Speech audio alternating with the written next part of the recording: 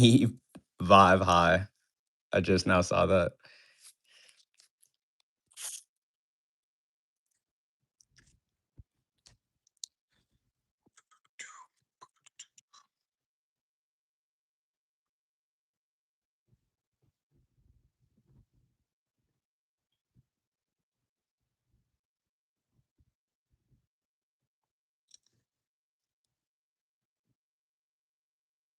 Oh, no, it's keep vibe high, so that actually makes sense.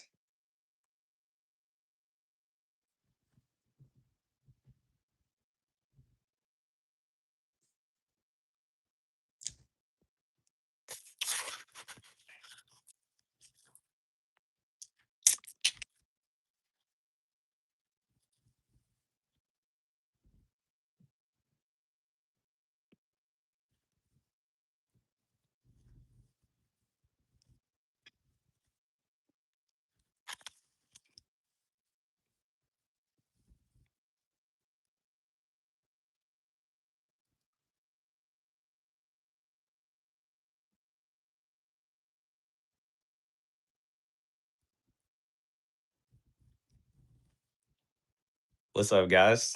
How are you?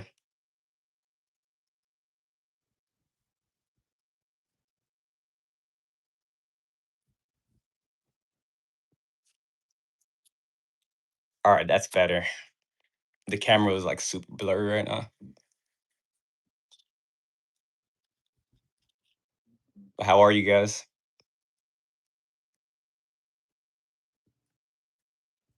How did I get over the spiritual attacks? Just by enduring and just learning from the experiences I went through. What's up, Ja? What's good? How are you? What's up, Princess? August Baby, Eric, Aura. Guys, welcome in. Hopefully, all you guys have been having a cool weekend. Hopefully, you guys had a cool 4th of July. It's the second half of the year. I think we all got to check in and kind of just do like a mental health check in on everybody. Chilling, how you doing? I'm doing pretty cool. What's up, gamer? Appreciate the heart, man.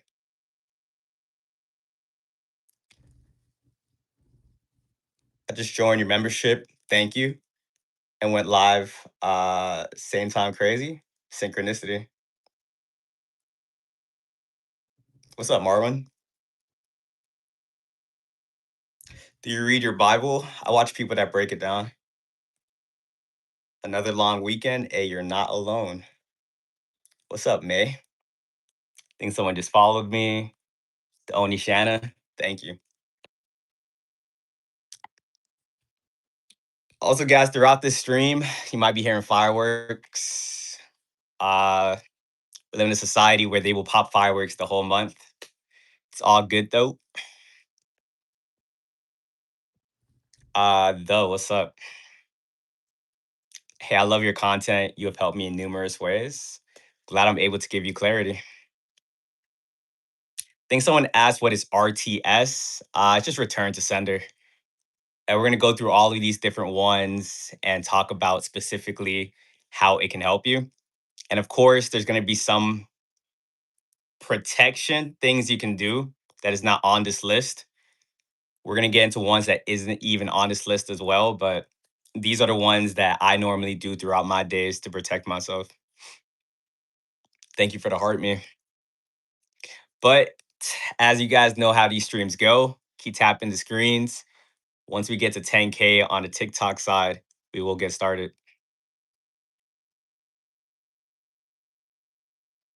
Spiritual attacks cause physical pain. It can. Thank you for letting me know that my gifts have actual names and definitions. I got you. Everyone just coming in, we're going to break down every single thing. So don't worry. So as we hit 10K, we will get started. Until then, if you guys have any questions, go for it in the chat. I think I saw M just came in here. What's up, M? You been getting hate messages? Hey, that's how that journey goes. That's how this journey goes. You also deal with like people just grouping up and doing those type of things, but sorry you're going through it.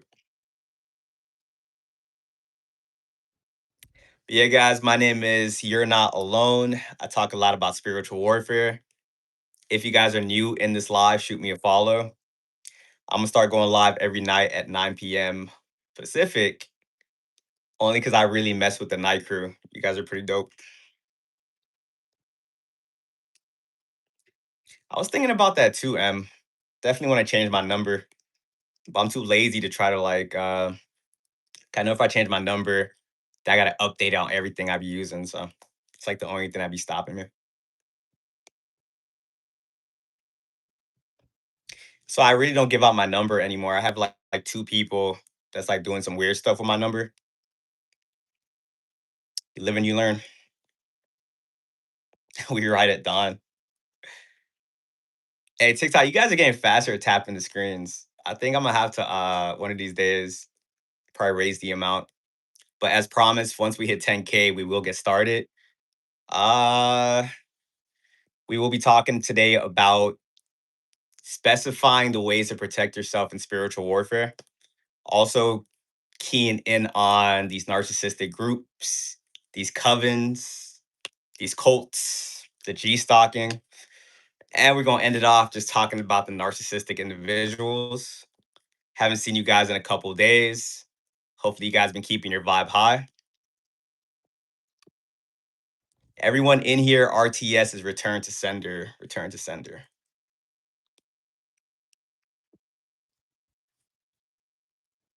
And appreciate it. Thank you for the gifts. And yeah, next time I think I'm gonna say like 15K or something, but TikTok, you guys be tapping the screens very fast. But we will get started. Like I said, I am You're Not Alone. I talk a lot about spiritual warfare. Everyone, if you have like a question of what one of these things on a list is, I'm gonna go through every single one of them. If you guys can't stay here for the full live, tap in on my YouTube where this live will be uploaded afterwards.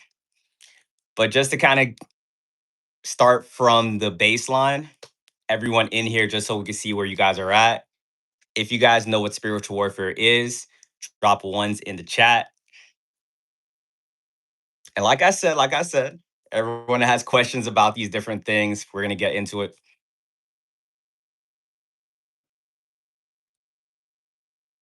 Already got ones in the chat, ones in the chat. Also, too, before I get started, I know more and more people are coming in here, but also too, like I like to connect with you guys. So if you guys can just drop where you guys are at. I want to see what cities are popping into these chats. Appreciate the heart, man.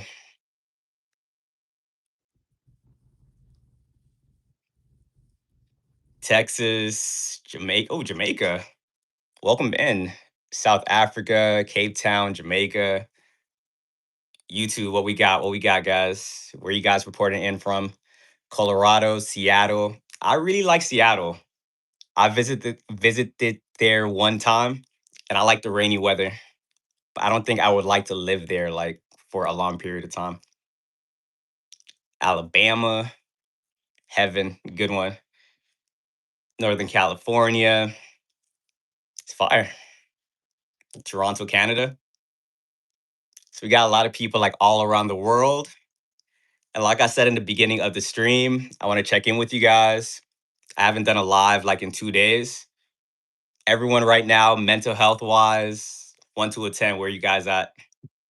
With 10 being it's horrible, and with one being like it's amazing.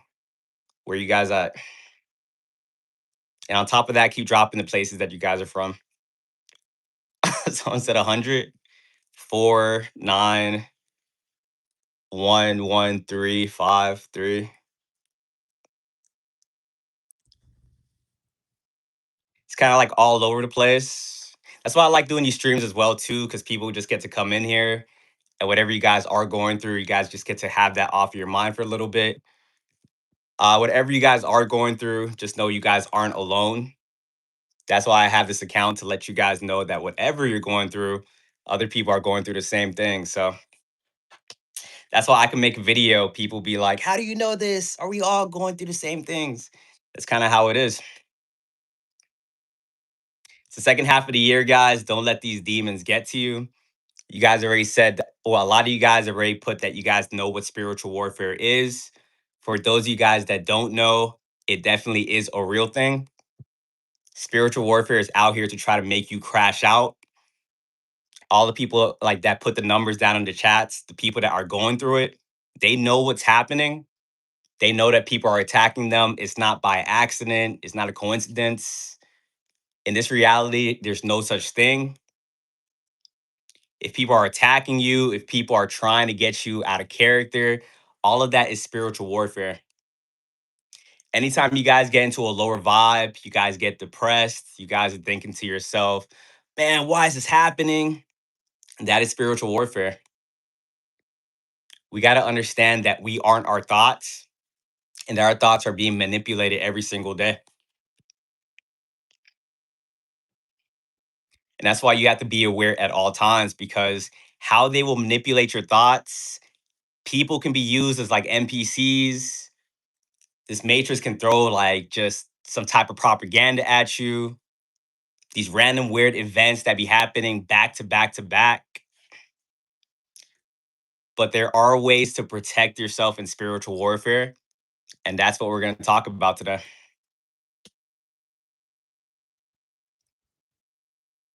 Mr. Smits.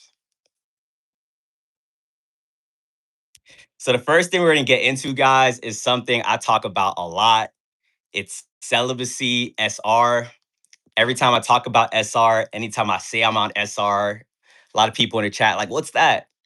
Just understand SR is just a positive way of men saying celibacy. We just have like our own thing for it.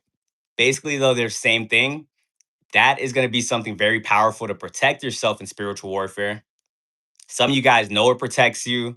Some of you guys just do it naturally because you probably went through a relationship that was so bad. You're like, yo, I'm not doing this again. Nervous system got so dysregulated. You're like, I'm not like what everyone else is doing. I'm not doing that. I'm gonna go celibate. And life just started getting better for you at that point. And some of you guys probably just never questioned that, but that's how you were protecting yourself in this spiritual warfare. Because maybe there was a time in your life when you were dating a lot of people, being in relationships, dating around, having sex with a bunch of individuals. And that was probably the worst time of your life. On the surface, it seemed like you should have been having a good time. You have people around you, you're hooking up, this and that. I'm gonna let you guys notice from off the jump. A lot of you guys that follow me, you already know that we're in a matrix. But a lot of times I gotta reiterate, hey, thank you, thank you. A lot of times I gotta reiterate things because you never know who's coming in here. It's their first time. They're trying to figure these things out. But we are in a matrix and they lied to us about a lot of different things. This matrix makes it seem like hookup culture, like you're supposed to be doing that. If you tell people you're celibate, they'll either not believe you, they'll say it's something wrong. People will make you feel bad for wanting to be by yourself because the matrix is trying to convince you to be a part of this energy harvesting system. Matrix as a whole, there's so many different ways that they will siphon your energy. And you guys constantly having sex with a bunch of different people, that is you constantly just giving energy to the matrix, giving energy to the matrix, giving energy to these demons. Our thoughts, guys, creates our reality, our frequency, our energy. If you don't have that much energy and your thoughts are very negative and you're a low vibrational person, you're going to keep manifesting more bad into your reality. And all of us on here, we have a purpose. We have a reason why we came here on this planet. We have a certain mission we're supposed to accomplish. But this planet, it's a reincarnation trap. So they're trying to keep us here by any means possible. And for those that hasn't really been celibate for a long time, they can't see it themselves that this matrix will send people your way specifically to siphon your energy from in spectral ways. Sometimes the Matrix will send you a succubus, a incubus, a warlock. What does SMEX stand for, guys? And also I say SMEX because I'm on TikTok, but read between the lines. But let's see who's been listening to the past streams. Like, what does SMEX stand for? Who's gonna get it first? YouTube or TikTok? YouTube or TikTok? YouTube or TikTok? YouTube or TikTok? YouTube or TikTok? What does SMEX stand for? Hey, Ja, if you could pin Indigo Healing's message, I'd appreciate it. She got it. TikTok side one, but SMEX stands for Sacred Energy Exchange.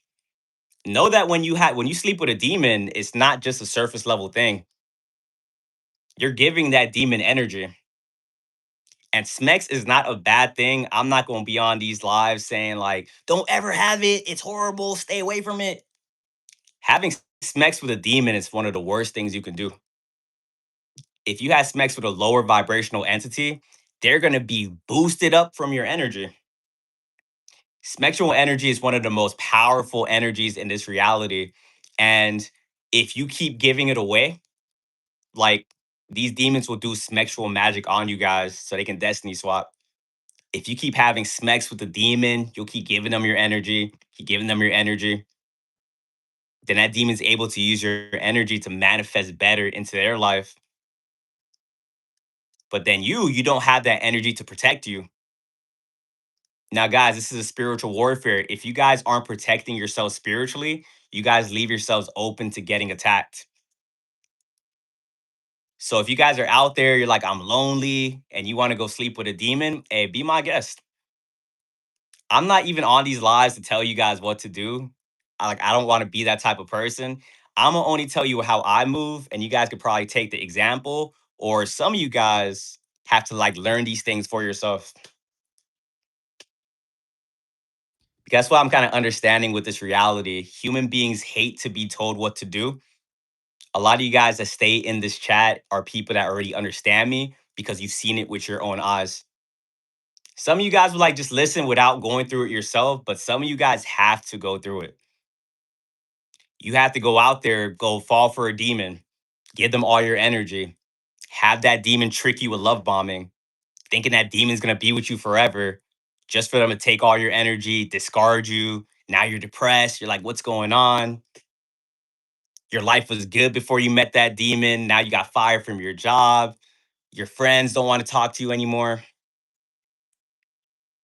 So I could say these things, but like I said, some of you guys just have to go through these things. But if you guys are in here and you guys want to protect yourself in spiritual warfare, I suggest that you go celibate. Rowdy, I appreciate that. Thank you.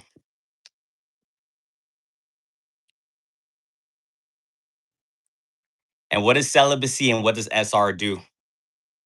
That's going to help you build up your sexual energy. Your creative energy is going to be high.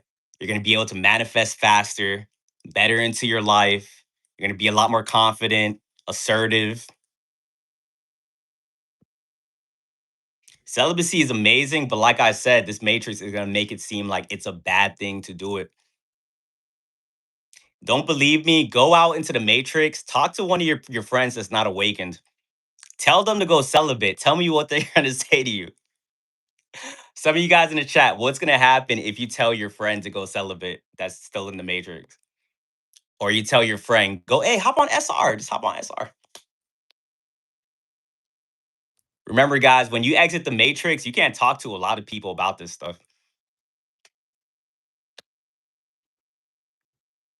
You're gonna think that you're speaking English.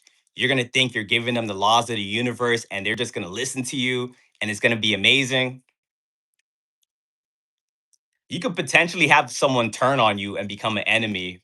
Like if you try to go tell them something that will potentially get them out the matrix.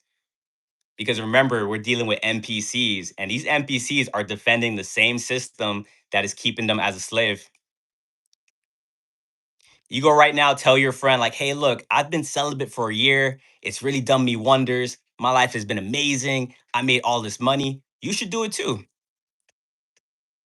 Now they're attacking you. It's like, who do you think you are? You think you're better than me? You think you're better than me because you don't want to do that? Da, da, da, da. Now you just said one thing, and now they're attacking you. Understand a lot of these people, demons, people in the Matrix, the NPCs, which stands for non playable character, they move off of ego. And that's why you can't really have these conversations you want to have with them. Because as soon as you talk about something that hits their ego, that triggers them, they'll start attacking you. And also, I want to have a warning for everyone that's in the chat. These things I tell you guys to do will change your life very fast. So if you're around people right now and like right now, like you're doing low vibrational things, which if you're a low vibrational person, I don't think you're even going to be in here unless you're going to start attacking me. But the ones that went through it know if you go celibate and you're around like people that's not on your frequency, you're going to be pulled away from those people. I know a lot of you guys be thinking like everyone could come with you to the top. You guys start doing these things that's on this list. You guys start taking care of yourself and start elevating. You're just going to start losing people. And that's just how it is. So, one thing I want to tell you guys is practice the law of detachment because with this life, you got to be in the flow of the universe, flow of the universe. You start being celibate when you have never done that in your life. You might probably get fired from your job. That's what happened to me. You might start losing friends and family. That's what happened to me. I doubt it. Like, I want to assume that everyone in here is awakened, but I know some people probably are just curious when they come in here. Going celibate, like off rip, can just probably trigger an awakening if you get really serious with it. And that goes to show you that being in hookup culture, being surrounded by these demons and putting your energy into the system was the same reason that why a lot of you guys were asleep. And then you guys start being celibate along with other high vibrational activities, and you start seeing through this matrix. You start looking around, you're like, whoa, was it always like this? Why is no one questioning this stuff? And you start feeling like you're going crazy. And that's why a lot of people can't really sustain these things.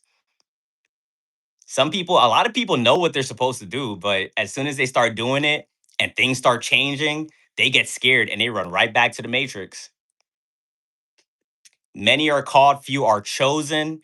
That's because you guys choose to stay on this path no matter how hard it gets. Remember, in spiritual warfare, the ones that are high vibrational, the ones that are doing what they're supposed to be doing, they get attacked the most. Everyone goes through spiritual warfare. Your parents go through spiritual warfare. Your friends that are in the matrix still go through spiritual warfare, but they're not dealing with it like you're dealing with it because you guys are choosing to stay on this path and you be thinking you're crazy as well because you can't even open up to like your family member and your friends. They can see the most craziest thing happen to you. You know it's spiritual warfare, but they're going to find some type of like matrix reason to put like on you or give you some like type of like matrix advice. Hey, if you guys are awakened, stop getting advice from people that's in the matrix. Their advice is designed to like pull you right back into the system. What are they going to tell you? Something like, oh, you complain too much. It's not like that. You're thinking too deep. You're like, you guys don't think deep enough. That's why you're in that system. And what they tell you is designed to mess with your thoughts. If you talk to these people and you open up about everything that you are seeing, you're going to think you're crazy. And one thing I'm going to tell you guys too, if you guys are on this path and people are calling you crazy, you're actually going the right way. If anyone in here is saying they're awakened and never got called crazy, I don't trust you. I'm like, please go to another stream. Hey, Samantha, appreciate it. Because I don't know what awaken you're talking about, but that's not the one we're talking about. You guys get called crazy. 90% of people are in the matrix. They're thinking the same way. So when someone awakens, you guys like right now how I'm speaking, you think like it sounds like English, right? And when you guys speak, it sounds like English. But when you guys talk to those people out there, it sounds like you're speaking a whole different language. And you guys didn't understand that in the beginning. You thought that like what you were talking about just sounded normal. Come to find out, you're talking about things that could potentially make you a target. No, no, not potentially. You spoke about those things and became a target immediately. Because also when you first start awakening and you first start tapping into these things, you start to realize that the NPCs that are around you, those sleeper agents get activated so they can start attacking you to try to pull you back into that matrix. You start going celibate or you start doing any of these other high vibrational activities, the attacks are going to start immediately. They're going to be very subtle in the beginning, very subtle. Probably go celibate, you probably talk about it, and your friends are making you feel like awkward or weird for being celibate or holding on to your sexual energy. That's spiritual warfare within itself. When it comes to spiritual warfare, these attacks can be very overt, where you actually have demons like try to jump you, and it's like very crazy. But sometimes these things are very subtle, like them trying to convince you to do something you're not supposed to do is spiritual warfare. And that's why a lot of you guys have learned to just move in silence and not talk about these things. Miss Jackie, appreciate it.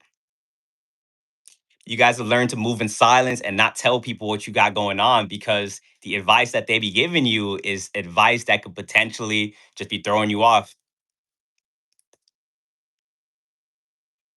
But if anyone's telling you not to be celibate, to like that's bad for you, all those different things, that's just Agent Smith that's trying to keep you still within the program. But every time I talk about celibacy, I'm just letting you guys know that's one of the most powerful things you can do on this spiritual warfare. When you are like in hookup culture, you're like opening up portals for demons to come and just mess with you. I hope you guys know this right now, but not everyone out there is like a regular person like you guys. I think Dorothy. Appreciate it. Thank you. Not everyone out there is a normal person. Sometimes you guys sleep with these demons, and the confusing part about it is they look like regular people. Those demons, they look attractive, they're charming, they know how to hold a conversation, and then you end up like sleeping with them, and then all this bad stuff starts happening to you. And also the crazy part about it is when you're celibate, you can see through this stuff like very easily. You'll notice like the longer you stay celibate, your type changes. Like it's very crazy. I don't know if anyone can validate that in the chat. Has anyone noticed that when you guys start being celibate, the same things you were attracted to, it changed? Because at one point you were probably just dating for looks, dating for all the wrong reasons. You stay celibate a little bit longer, you start seeing spiritual energy resonating off of people. At least I know that's the case for me. There's this thing called spiritual attraction where you can see if someone's a good person and you start talking to them, you're like, oh, this is cool. And then you start building that attraction. A lot of us became sapiosexuals, demisexuals the longer we stayed celibate. And that's all by design because that shows you that the people you're actually attracted to now are people that are actually good for you. Before celibacy, before SR, we were just winging it. And that's why I always say, I don't even know how I got this far. Because when you're just in hookup culture, you're around people that straight want to take you out. And some of these people, you guys get into relationships with them. You get into a relationship with a demon that is like draining you. Oof. Horn is confirmation. How many of you guys got into a relationship with a narcissistic individual? You guys will know what I'm talking about. Drop ones in the chat. Or not ones, drop Y and A's in the chat to let people know they're not alone, that a lot of us experience these same things.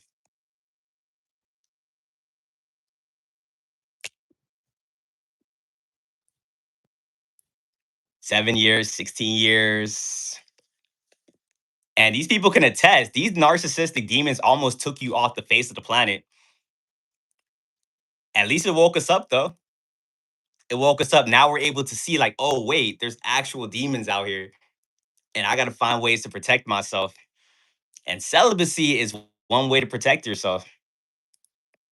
Me, myself, I never would have been celibate if I didn't have a narcissistic relationship. We got to go through these hard lessons to learn it.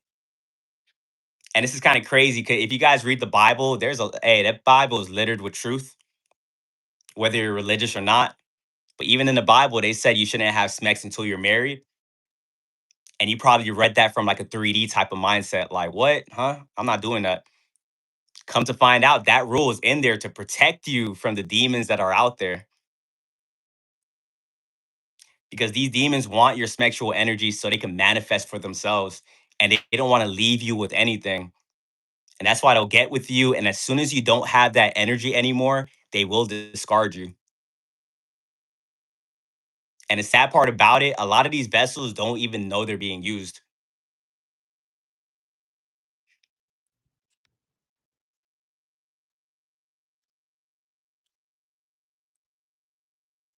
It's little things that matter the most, facts. Some of these vessels don't even know they're being used. And I'm not saying it's 100% the case, but sometimes you will have like a demon will like love bomb you. And in the moment, they actually do love you because you have that energy, but they're loving you on a conditional basis. Whoever sent the fireworks, thank you. But they're loving you on a conditional basis. And if you no longer had said energy, they will discard you. And when they discard you, it's going to look, when that mask drops off that demon and you can see them go from I love you in the beginning to they flip a switch, that's going to trip you out like crazy. If you guys are new to this journey and out there believing everybody, but now that we went through the pain and now we understand, now we know what's going on, and now we can protect ourselves. So to everyone in here, welcome in, welcome in. You're not alone. I talk a lot about spiritual warfare. The first thing we just broke down is celibacy SR. If you guys want to protect yourself, go celibate. Trust me. And if you don't, go out there and find out for yourself. RTS, return to sender, return to sender. We'll get to that in a minute. Second one, how to protect yourself in spiritual warfare. Shleed Nicole, thank you, thank you.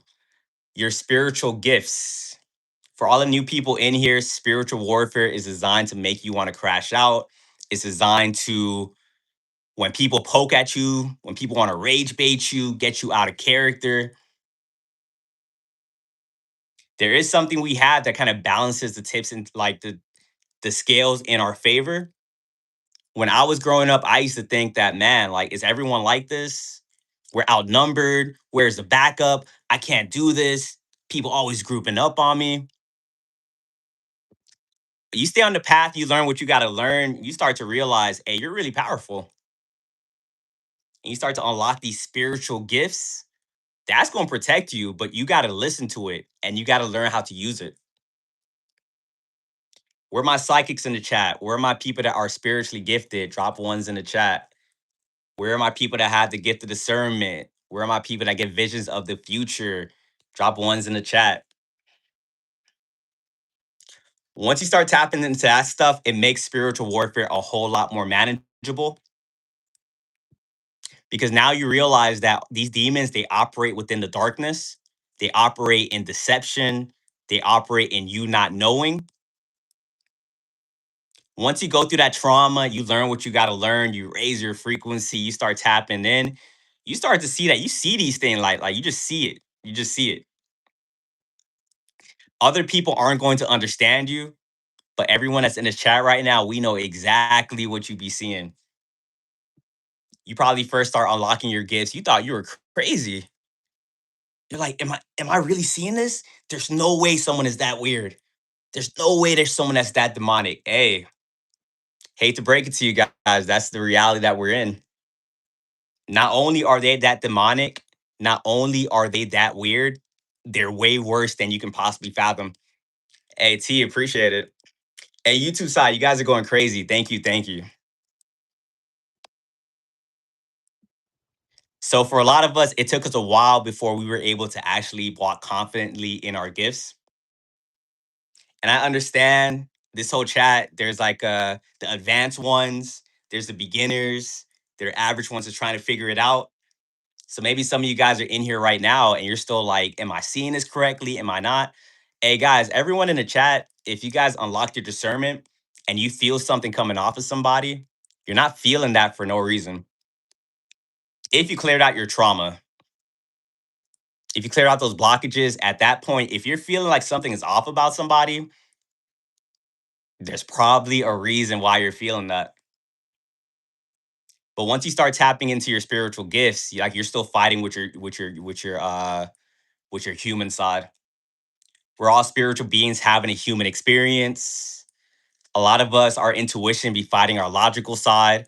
And a lot of times too, because for the people that's on this path, you guys are very good people. You guys are very genuine. You guys got that Care Bear energy. One thing that be fighting your spiritual gifts is you guys wanting to give people the benefit of the doubt. And that's why it sucks. But a lot of us had to go through those very painful lessons to understand that we can't give everyone the benefit of the doubt. Giving the benefit of the doubt to everyone when we were growing up, almost like, and I'm gonna say this a lot throughout this stream, because a lot of what we were doing when we were growing up almost got us taken out. And that was another thing, giving people the benefit of the doubt, thinking everyone thinks like you and everyone has the same soul as you. I say this all the time. It took me a minute to figure this stuff out. I thought everyone was like moving with a good heart. I thought everyone was just rainbows and sunshine. Come to find out, man, this is spiritual war. You're thinking in a good way, you don't know what that other person is thinking. You're thinking, I want everyone to win. Someone's literally looking at you and like crunching their hand and just mad at you just because like your light just irritates their demons. But the thing is too, like they don't show it to you just up front. They don't just show it to you. It's not like they're up in your face, like, I hate you, I hate you. They smile in your face. Like the whole time they're feeling some type of animosity towards you, but they're showing you a whole different story. And that's why you guys got to listen to your spiritual gifts. Because once again, I know there's some new people in here. This might be revelation, but the world is a stage. The ones that's been on a journey for a minute, we accepted this already. It might have been a hard realization, but once we accepted that the road is a stage, or the faster that you accept that, the easier it's going to be to navigate out there because a lot of people aren't as they seem. And my approximation, I think 90% of people are playing those power games. You have like another 5% that's awakened, but they awaken and become evil. Not everyone that awakens spiritual religious is a good person. So honestly, you really only have 5% of people that's like genuine out there. And how you know it's a small percentage because anytime someone is genuine out there, if you do meet them at all, that feels like a rare alien that you meet out there. And a lot of you guys feel like aliens because you're like, yo, where's anyone else that thinks like me? Because apparently thinking like a good person, not playing these power games, being genuine, that's a lot of people aren't doing that. Many people sold their souls along the way, and everyone could tap into these spiritual gifts. It's not like a like it's not just kind of unique to us, but you got to pass a certain amount of trials and tribulations to even get blessed with these gifts. We have to go through the fire. We have to like get forged in fire to get these gifts. It took us a minute too. Like a lot, some of you guys like was more gifted than others and probably unlocked it earlier.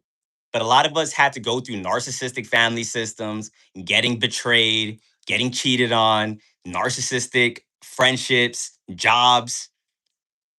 And the test was, can all that stuff happen to you and you still stay a good person?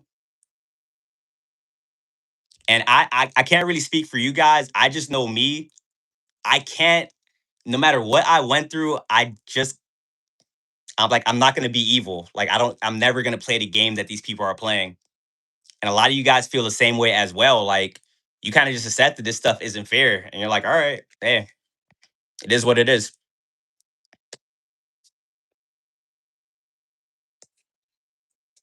And the more you guys was just to yourself, like, all right, you know what? It is what it is. We're not gonna play that game. We're gonna stay to ourselves.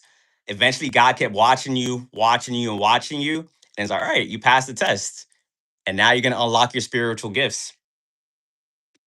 And like I said earlier, when you first unlocked your spiritual gifts, it probably was very overstimulating because you start to see through the veil. You start to see the demons on people. And what tripped you out was it's not like you stepped into a portal where everyone just became demonic. You were able to see it. And it took you a minute to like learn how to actually control these abilities. Because in the beginning, you probably tried to call out everybody. You start seeing through this matrix, you're like, they're manipulating me. They're manipulating. Some of you guys probably got put into a home or something, like, and they tried to convince you that you were crazy. When you were never crazy, you just see it now. Some of you guys didn't go down that route. You just start being quiet. You're like, oh damn, this is insane. Am I going crazy? You start answering people. You were probably the most extroverted person in the world, and now you answering people one word, like, hey, come over. Yeah, yeah, yeah, yeah. Not even look at you in the eye. Because as soon as you look them in the eye, you see that demon in them. You're like, yo, this is insane. Because you don't just activate your spiritual gifts and then just become the spiritual warrior. You don't just activate the ceremony like, all right, I know what I got to do and go out there and start slaying demons. You unlock it, you have an identity crisis. You're like, what is going on out here? And you're like, all right, let me go look for answers. And then you guys start getting guided intuitively. You guys start going down the right rabbit holes and you guys start figuring out what was going on. One thing you guys start figuring out was that, man, this isn't a game that just started. People was playing a game with you your whole life. You just didn't know what was going on because you was taking everything at face value. Like everyone's an authentic person. You start waking up, tapping into your spiritual gifts, and start to see that, yo, these people were manipulating you your whole life. And then when you figure that out, now you can start moving accordingly. It wasn't a pretty process, but once you figured it out, the people from your past, the ones that benefited off of manipulating you, that was like your first, like, oh, you're aware of spiritual warfare. Now you have your gifts, and now you can protect yourself.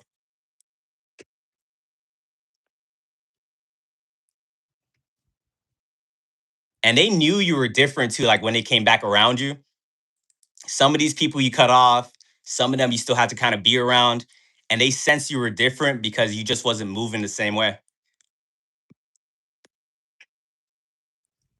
The gift of projection. Now the tables have turned exactly because now they're going to try to probably do the same things and your discernment is showing them they're trying to manipulate you, they're trying to do this. And the funny thing about this reality, guys, is like 90% of people just accept that this is how it is. And if you're the one that is using your spiritual gifts to try to expose and like let them know, like, hey, they're manipulating right here, they're doing this. We're in a Truman Show, guys. And one of the rules of the Truman Show, the spiritual warfare, the Matrix is to not talk about this stuff. Once you guys unlocked your spiritual gifts, you guys became truth tellers, you guys became seers, you guys like started getting these abilities, but at the same time, these abilities made you a target in society. Everyone in the chat, does society like truth tellers? Are we glorified? Do they throw parades for us? That would be amazing. A parade for seers like once a year. I'd leave the house for that. But sadly, it's not, guys. True tellers, you become like a virus to the system. If you're that one person that's like valuing truth, and you're the one person that's seeing what's going on, and as your spiritual gifts get stronger and stronger, it just gets worse and worse. You become the issue. A lot of you guys right now are probably being villainized by someone out there because you saw what you weren't supposed to see. In your head, you were thinking too, like, I didn't see it, leave me alone, I'm good. And because you saw what you weren't supposed to see, now you're a villain in someone's story. What you're gonna understand too in spiritual warfare, guys, there's like a lot of delusional people out there. It's like a spectrum. You have the delusional people, you have the demonic people that know what they're doing, and like all these like different like attributes of like demons and delusional people. You're down here with like they all hate you because you're the one that kind of sees through it all.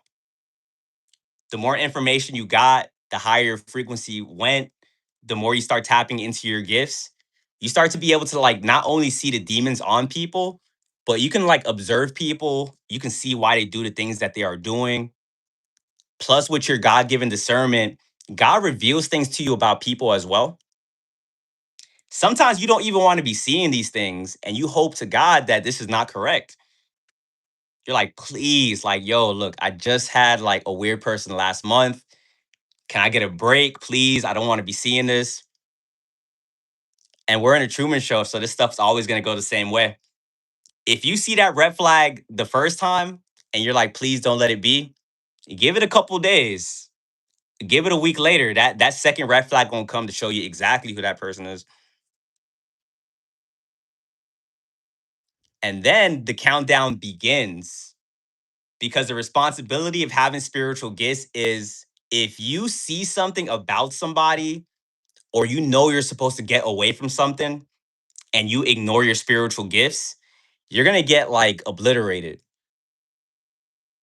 Some of you guys probably had to go through this more than one time to figure this out. And I'm laughing because like I was getting jumped for a straight year until I'm like, you know what? I am seeing this stuff correctly. Life's all about learning and evolving. Like you got to kind of just go through that pain. People that know a lot are the people that just went through it. Like people that have been getting jumped their whole time. Because once again, you got that good soul to you. You're empathetic. You don't want to be believing some of these things you're seeing because you're going to see some very demonic stuff out there. You're going to see people do things that you never thought they would do in a million years. And then you're like, you know what? I don't want to see this. And every time you don't think they can get weirder, they start to get comfortable. I'm not even gonna lie to you guys. Because when people think you're easy to manipulate, when people think you like you take your kindness for weakness, they're gonna start like making it very overt. They're just gonna start getting super disrespectful. When you guys are on this journey, you guys deal with this thing called the Jesus Christ crucifixion. You're on the path less traveled. That means you were hated your whole life. A lot of these people you met in the beginning, they didn't like you up front. Remember, the world is a stage. These people are wearing masks. And that was always a hard concept for you to figure out because you're authentic.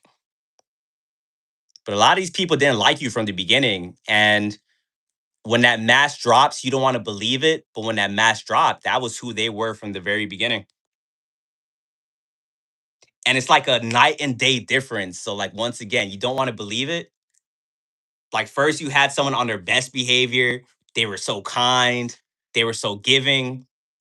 And then you had someone probably cursing you out. And you're like, nah, nah, nah, nah. Like, they're probably going through something that probably wasn't it. Then they start doing more weird things to you. When you guys are on this journey, when I'm saying warfare protection, your spiritual gifts, you guys can see into the future. When you see someone is weird, you get away from that person immediately. And if you guys are in this chat right now, you unlock your discernment and you're thinking to yourself, well, that's mean. I don't want to do it. I don't, hey, man, you only have yourself to blame for what's to come. You guys got to use your like your intuition. There are some people, it's not a black and white thing. No one's perfect. There are going to be some people out there that's going to mess up with you and you can have that conversation and they'll figure it out. But a majority of people know exactly what they're doing. And you can see that with a lot of people out there, you can't have that conversation. Our gifts is to protect us from staying in situations we're not supposed to be in. And you got to get used to with some people, you're not supposed to explain yourself at all. Because a lot of these people are playing dumb and they're counting on you to actually be dumb, not knowing you have these spiritual gifts. Because a lot of you guys too understand that you're a target in this society for being able to see these things. So now you guys know to protect yourself, you got to play dumb. And then people will actually think you're dumb And so when they start tripping or they start doing the weird thing, it's time to start packing your bags. Thank them for whatever good times you thought they were or whoever you believed them to be. That memory still gonna be in your head. But what they're showing you right now is you gotta leave. You gotta get out of there. You know, on Jesus Christ in the Bible, he saw Judas' spirit. He called him out like, hey, you're gonna betray me. You guys be seeing that. You guys be getting visions, but you don't know what you be seeing. You be having a feeling, you be thinking to yourself, like, oh, that person's probably gonna betray me. But then you gaslight yourself. You're like, oh, I don't know why I thought that. Intrusive thought. That wasn't an intrusive thought. That was God trying to give you a message and trying to let you know, like, hey, this person is gonna betray you. Some of you guys have gotten very good at this journey where you see that stuff, oh, it's a cut off. Some of you guys be talking to people and like you be talking to them, and they say that one thing that confirms you gotta cut that person off. And they don't be knowing. For you guys that like mastered it, like you be talking to them, they be talking to you, they don't see a facial reaction, they don't see you flinch or anything. But in your head, you're knowing this is the last conversation I'm ever gonna have with you. Because once you get to a certain level and your spiritual gifts are very tapped in, people snitch on themselves all the time. You just got to pay attention. You're probably on this journey right now. You be thinking to yourself, like, did they really just say that? Sometimes it's so obvious. You be like, nah, they gotta like be playing with me. They're probably trying to set me up. You guys got to understand, like, when you've been on this journey for a minute, you're behind a veil. What you think is obvious is not obvious. They don't know they're snitching on themselves. So when you see that stuff, you gotta like be in your head like, oh, I can't be around this person anymore. And you guys also got this beautiful thing called pattern recognition. That's another spiritual gift we're gonna have. You probably had it since you were young. You awaken, it just became a whole lot stronger. But when people be telling you what they be doing to other people, they're letting you know what they're gonna do to you. And if you want to think you're the exception, once again, you're gonna have to learn that lesson for yourself. Life is all about patterns. Everyone has them. If someone is just telling you, like, yeah, I just robbed someone yesterday, or I did this to them and that, and they're like smiling, they're having the time of their life talking about that, hey, it's time to get away. Because another thing you're going to get on this journey is when you are someone that is walking of light, when you guys are someone that is pure, you vibrate very high, and then people will feel very comfortable to tell you whatever. How many of you guys experience that? Like when you talk to even strangers, they just tell you whatever. They just drop their whole life story on you, like you just met them like 5 minutes ago. You step into an Uber, you're like, "Hey, what's up?" They're like, "Oh, I just went through a divorce. This happened with my kid." Da da da. That will be happening with the demons as well, because in that moment they just feel like you're very like trusting.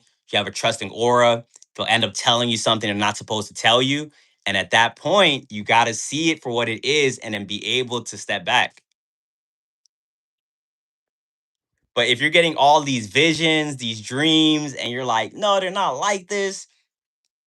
If you keep telling God, you don't know what you're talking about, that's my friend of 2 years. I know them better than you. Then you got to take that L when they eventually start tripping.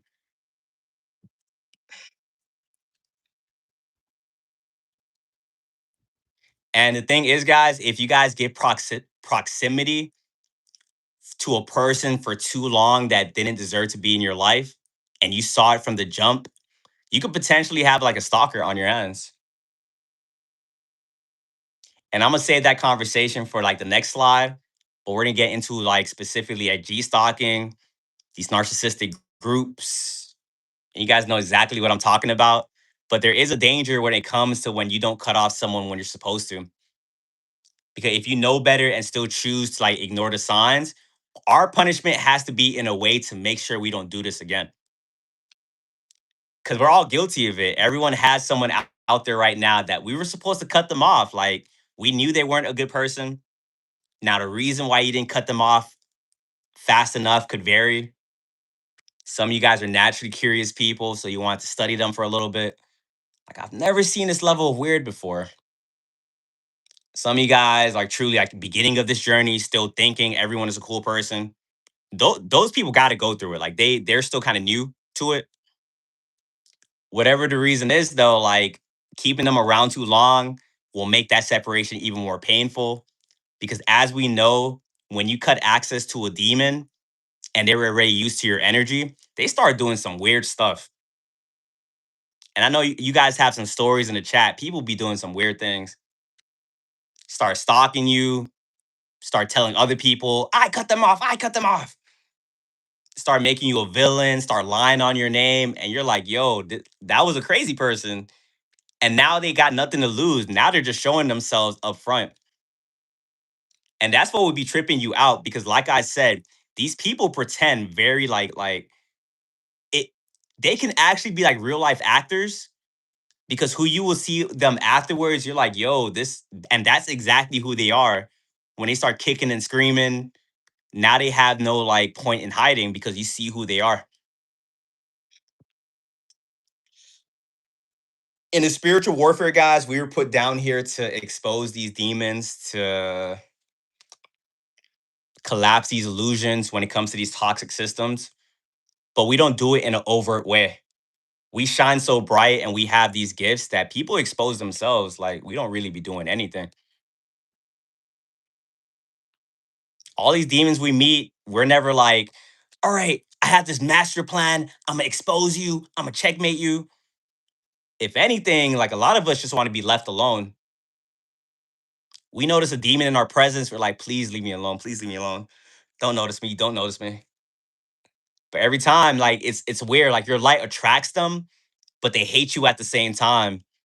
So you be seeing people at war with themselves. Like they like you, but they hate you. So they attack you, but they copy you. And you're like, yo, you don't got time for the delusional. You don't got time for like people that want to be fanned out over you. Because people that put you on a pedestal in the beginning are the same people that will be so quick to kick you off and make your life like horrible. Some of you guys be seeing demons on people. And for those of you guys that are tapped in, it doesn't take much for you to see this stuff. For a lot of people, they got to get into a relationship with them. They got to have the mask come off. They got to go through that.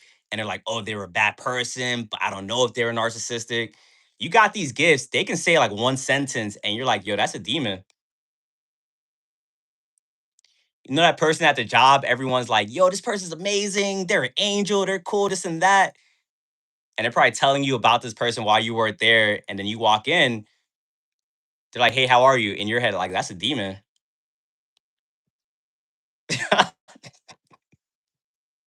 But also, you guys don't move in ego. So even though you be thinking it, you're like, all right, let me not get too ahead of myself. Maybe I'm wrong. Maybe I'm wrong. Maybe all the stuff I went through in the past, maybe that's like altering my. You know what? I'm tripping. Then you see them the next day, they do something. Oh, you're like, oh no, that's for sure. This is clear as day. And then also, like with your gifts, you're gonna feel isolated because no one's gonna be able to see what you're seeing. You can try to point it out to other people. You could break it down. You could say they did this, did that. One thing about spiritual gifts, guys, if you guys try to explain this stuff out loud, as soon as you start talking, you're gonna be like, oh damn, this sounds insane. But it's not that you're insane. Like how you got that information was from the divine. You can't really explain it in a 3D type of way. The reason you know you have like it's like a combination of pattern recognition with the knowledge you got a couple years back with the narcissistic abuse. So now it activates the vision to be you have to go through a lot of things and a lot of trials and tribulations to get these gifts. And if you try to fast forward someone else to see it, they're not going to see what you're seeing. And also, witchcraft is a real thing. Sometimes you open up to the wrong person. Now you're in a boss fight with these demons.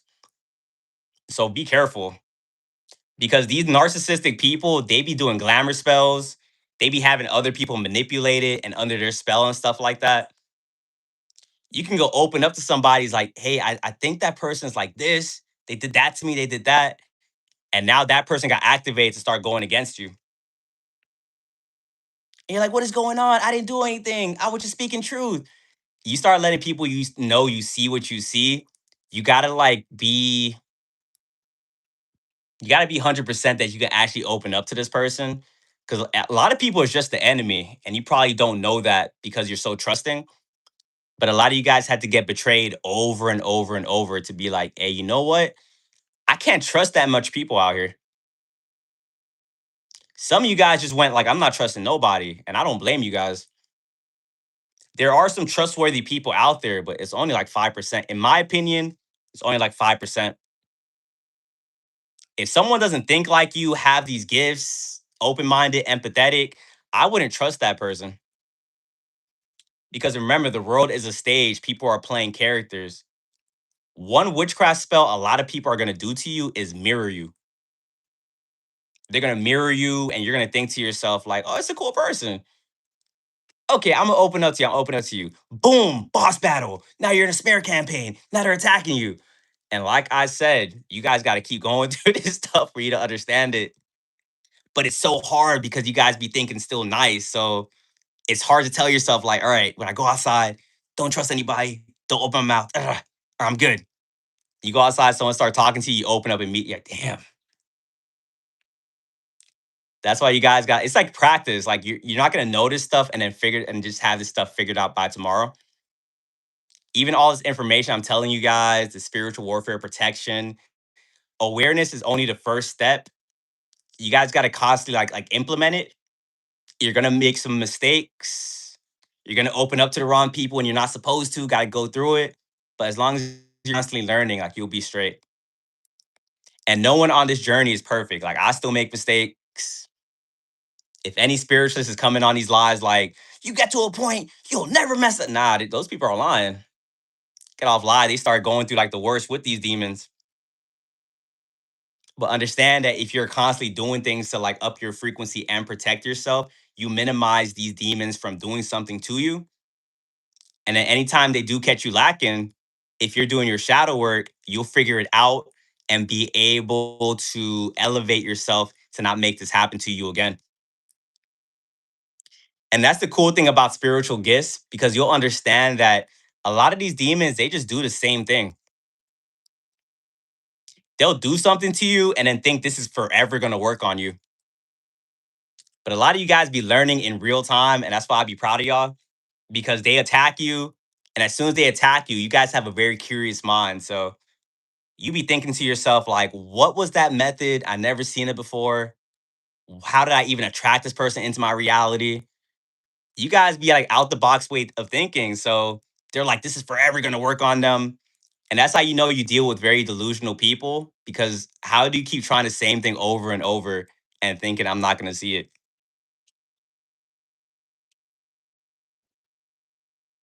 But everyone that came in here, you're not alone. We're talking about spiritual warfare.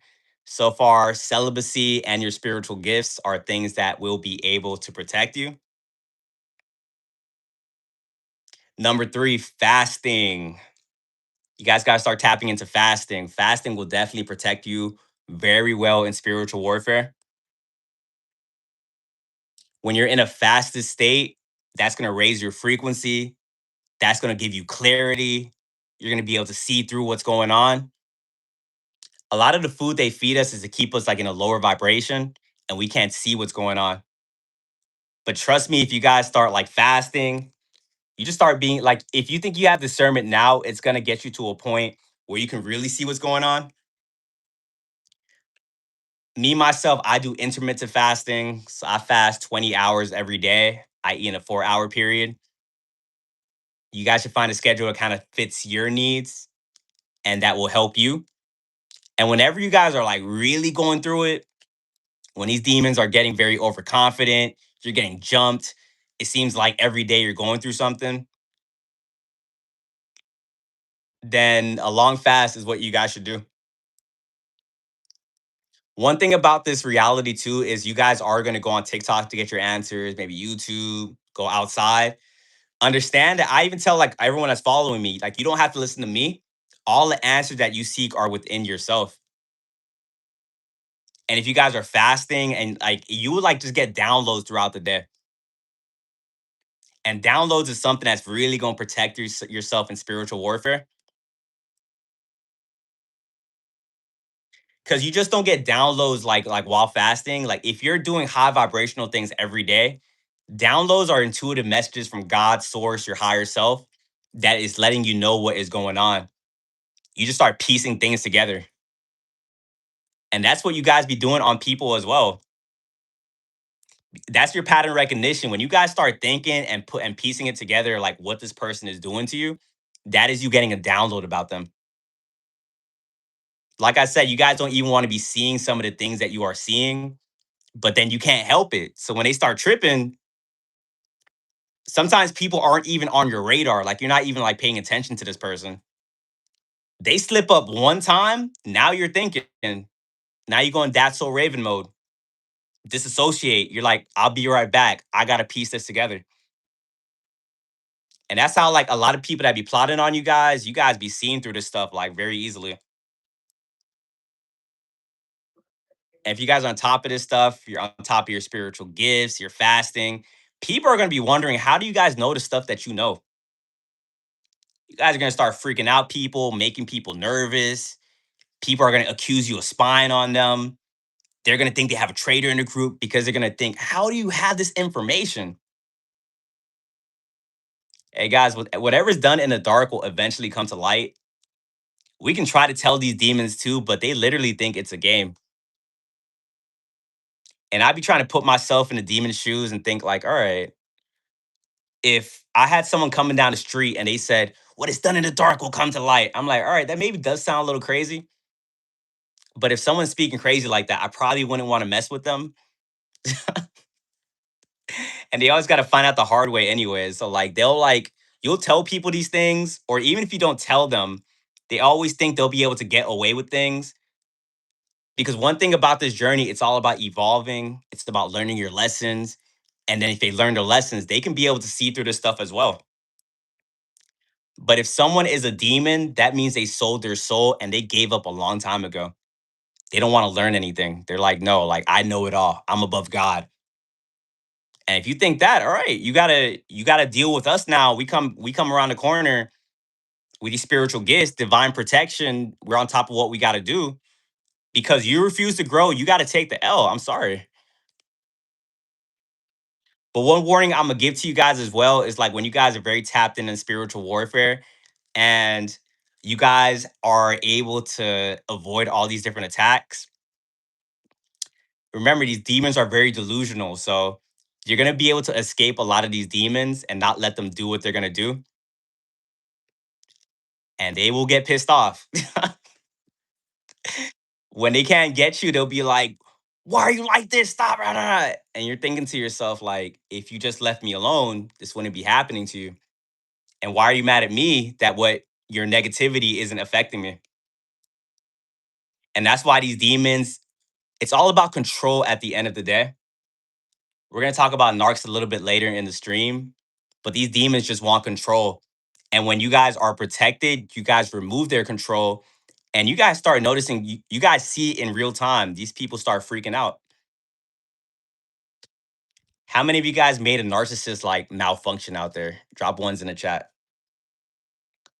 This is for me. Like, I like when you guys are out there like defeating these narcissists. That is like music to my ears. I love seeing it because we're in this together. It's a spiritual warfare. We're all connected. So when you guys are out there slaying these demons, it ultimately makes my life better. It's beautiful. Because when you don't allow a narc to do the witchcraft that they are doing, that energy is gonna go back to them. And to everyone asking what RTS is in the chat, it's return to sender. You guys aren't out there like getting vengeance, getting revenge. The reason you guys have the gifts that you guys have and the reason you're on this path is because you guys are very, how do you say it? You guys aren't just vengeful people. You guys just like, all right. Some of you guys are like, I'm gonna pray for you. Some of you guys just ignore it altogether. When you guys ignore people, that's a return to sender in real time. And that's a very good way to protect yourself in spiritual warfare. You start to see that ignoring people, staying silent, not explaining yourself, that's one of the most powerful things you can do. Because in this spiritual warfare, they're trying to siphon your energy, but they can't siphon your energy unless you give it to them. And that's why when you guys were growing up, you guys were drained. You guys had low confidence, low self esteem. You didn't know what was going on. And that was because you were surrounded by narcissistic demons and you thought you were dealing with normal people and you thought you had to explain yourself to everybody. You had to like figure them out, figure out their perspective. You brought your good communication skills. You guys didn't know it was a battlefield, so you guys brought your best communication skills to the battlefield. Like, I'm just trying to understand you. Whole time you have a demon that's trying to take you out. And now that you guys awaken and you see through this stuff, now you guys got very good at ignoring people. W's in the chat, guys. W's in the chat. You guys got very good at ignoring people. And I'm proud of you guys. Because it's a funny thing to see when you ignore a demon, they just start spazzing out. It's like the exorcist. They start shaking. Like you ignore because what they're trying to do to you, they're not getting the desired effect. You guys came to the realization a long time ago that some of these demons do just weird things to get a reaction out of you. Sometimes you know you're dealing with a normal person, you're like, all right, let's have a conversation. Some people you're like, that's a demon. I'm not conversating with that person. And you guys make some of these people cry. You guys give them mental health issues because you're not feeding into the energy. To do witchcraft, they got to manipulate the energy. If you guys aren't giving them any energy, what are they going to manipulate? You guys will trip some people out so much that they will beg for that reaction. They will just beg like did you not see what I did? The funny part about it is like when they really can't get in contact with you, they can't get that energy. They try to go to a third party source to try to get that energy. They'll go to like a third party like hey, they're tripping. They cut me off for no reason. They're being difficult. The whole time you're just not letting them manipulate you. And when you don't let a demon manipulate you, you're going to see them do some very weird things. You start to understand that these demons are just overgrown children in adult bodies. And when a child doesn't get what they want, they throw a tantrum. But I do be thinking, like saying, like putting a demon on the level of a child. I think it's like it's offensive to the child. Hefe, appreciate that. Thank you. Because at least a child is growing. At least a child's learning better and evolving. Narcs are stuck at one level. And it's a pretty sad thing to see. A lot of these people stop mentally growing, like in high school. Some in middle school. Like it's very scary to see. And that's why some of you guys had to come to the realization that you can't treat everyone out there like they're on your level. Like we're not egotistical people, but you guys being too humble is the reason a lot of you guys found yourselves like in very bad situations.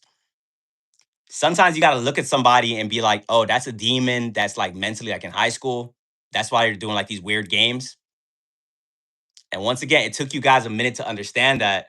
And that's why society was a little bit complicated for you guys because you guys went to a 9 to 5 and thought like everyone was like above like 25, 30. Oh, so everyone should be a mature person.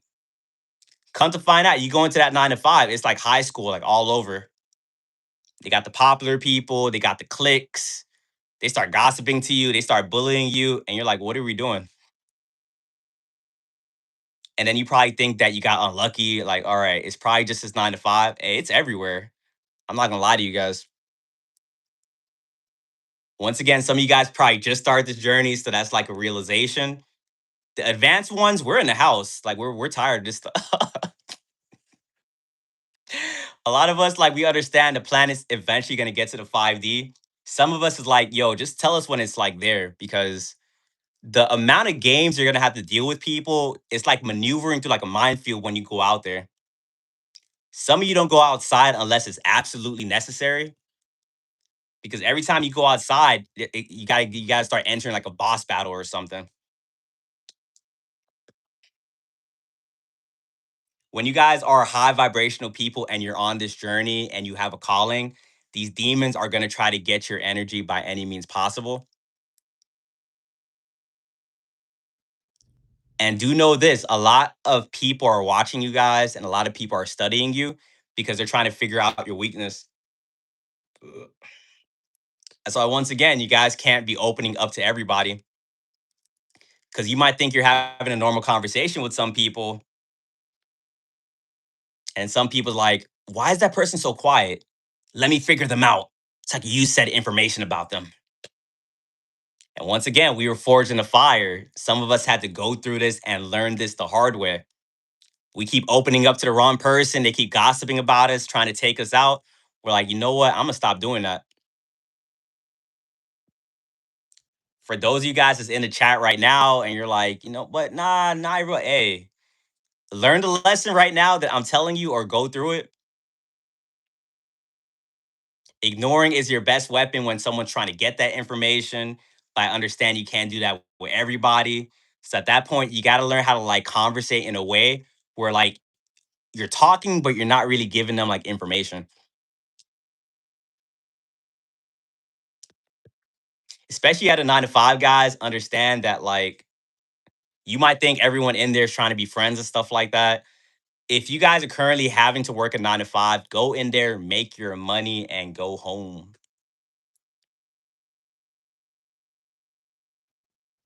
Boo doo doo doo doo. Hey, appreciate the heart me. Hey, everyone, you're not alone. I do want to show my appreciation to you guys. Thank you guys for giving me a platform.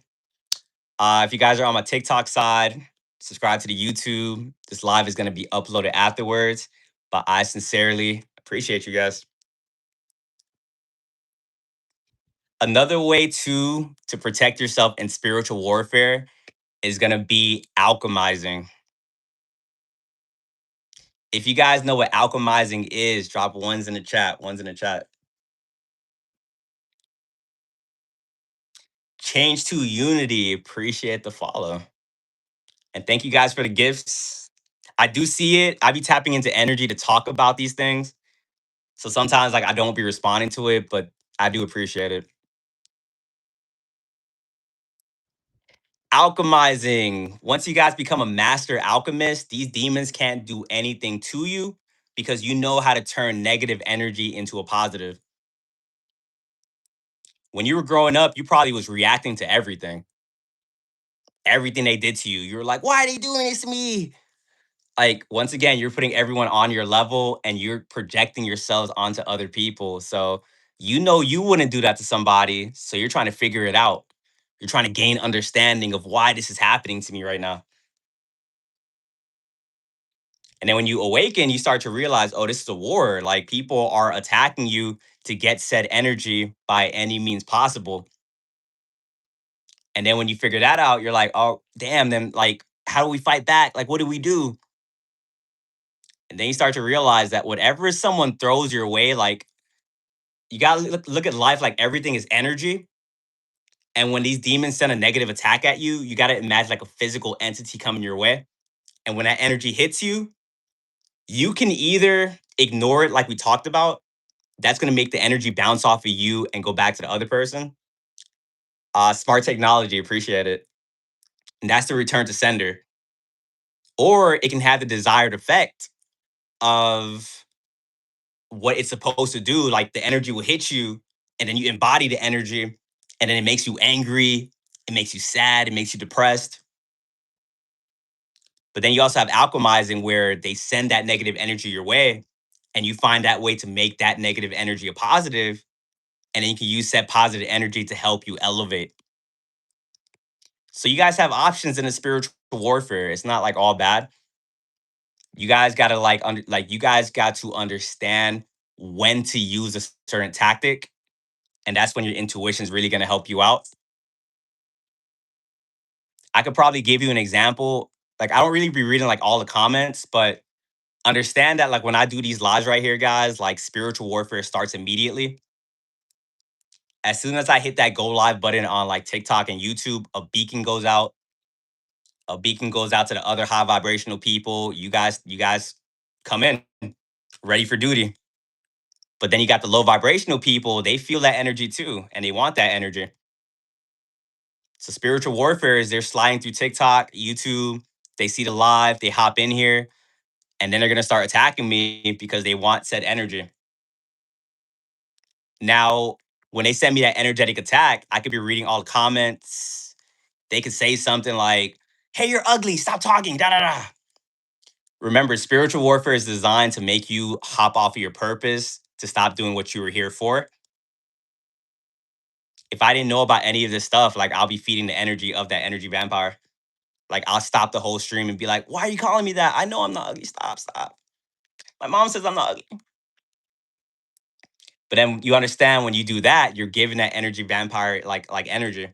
So when someone's on the other side of this phone, they're feeling good. Like some people, like you take everything at face value. You think that like when you're arguing with somebody and as drained as you're thinking they're feeling that same way. Some people they get energized over an argument like with you because they're draining you like in real time, and that's what they were trying to do the whole time. But you also have this method called like gray rocking too, which is like a way of ignoring people. So if someone comes up to you, start being toxic, they're like, "You never clean around the house. You do this, you do that." You're like, "Uh-huh. Yeah, you're right. Okay. Mm, yeah." Take out your phone and start giving like one word answers. That's you not allowing them to attach that energetic cord to you. And then when you start doing that to people, they start freaking out. Because once again, these people start malfunctioning because the attack didn't have its desired result. That's why I be saying energy vampires, like I don't really be blocking people because I don't really be reading the comments like that. But I'm like the wrong person to attack because if you get on social media and you're depressed and you think you're gonna siphon my energy, you're gonna be on the other side of that phone very depressed. And it's not even an attack I'm doing to you. It's like you're doing that to yourself. Remember, we're not vengeful people. Like all we're doing is ignoring people and then they got to suffer the consequences of their own actions.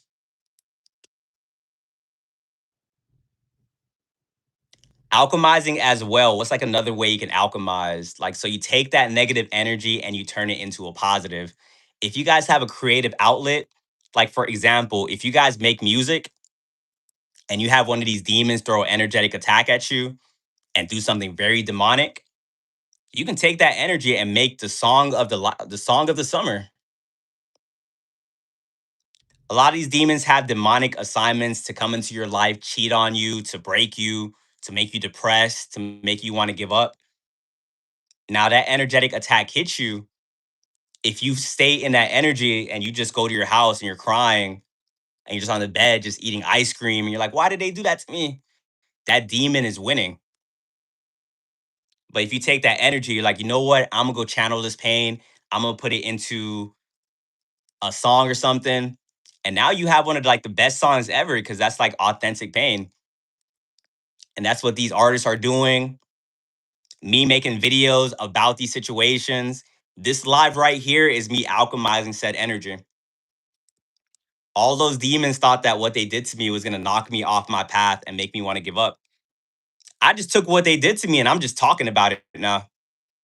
And now I have a following. Now I make money doing this. And you guys can do the same thing. If a demon ever throws negative energy your way, just turn that into a positive. They start tripping on you, take that energy to the gym. You'll have the best workout of your life. Go journal about it, go meditate, use that pain to go make more money.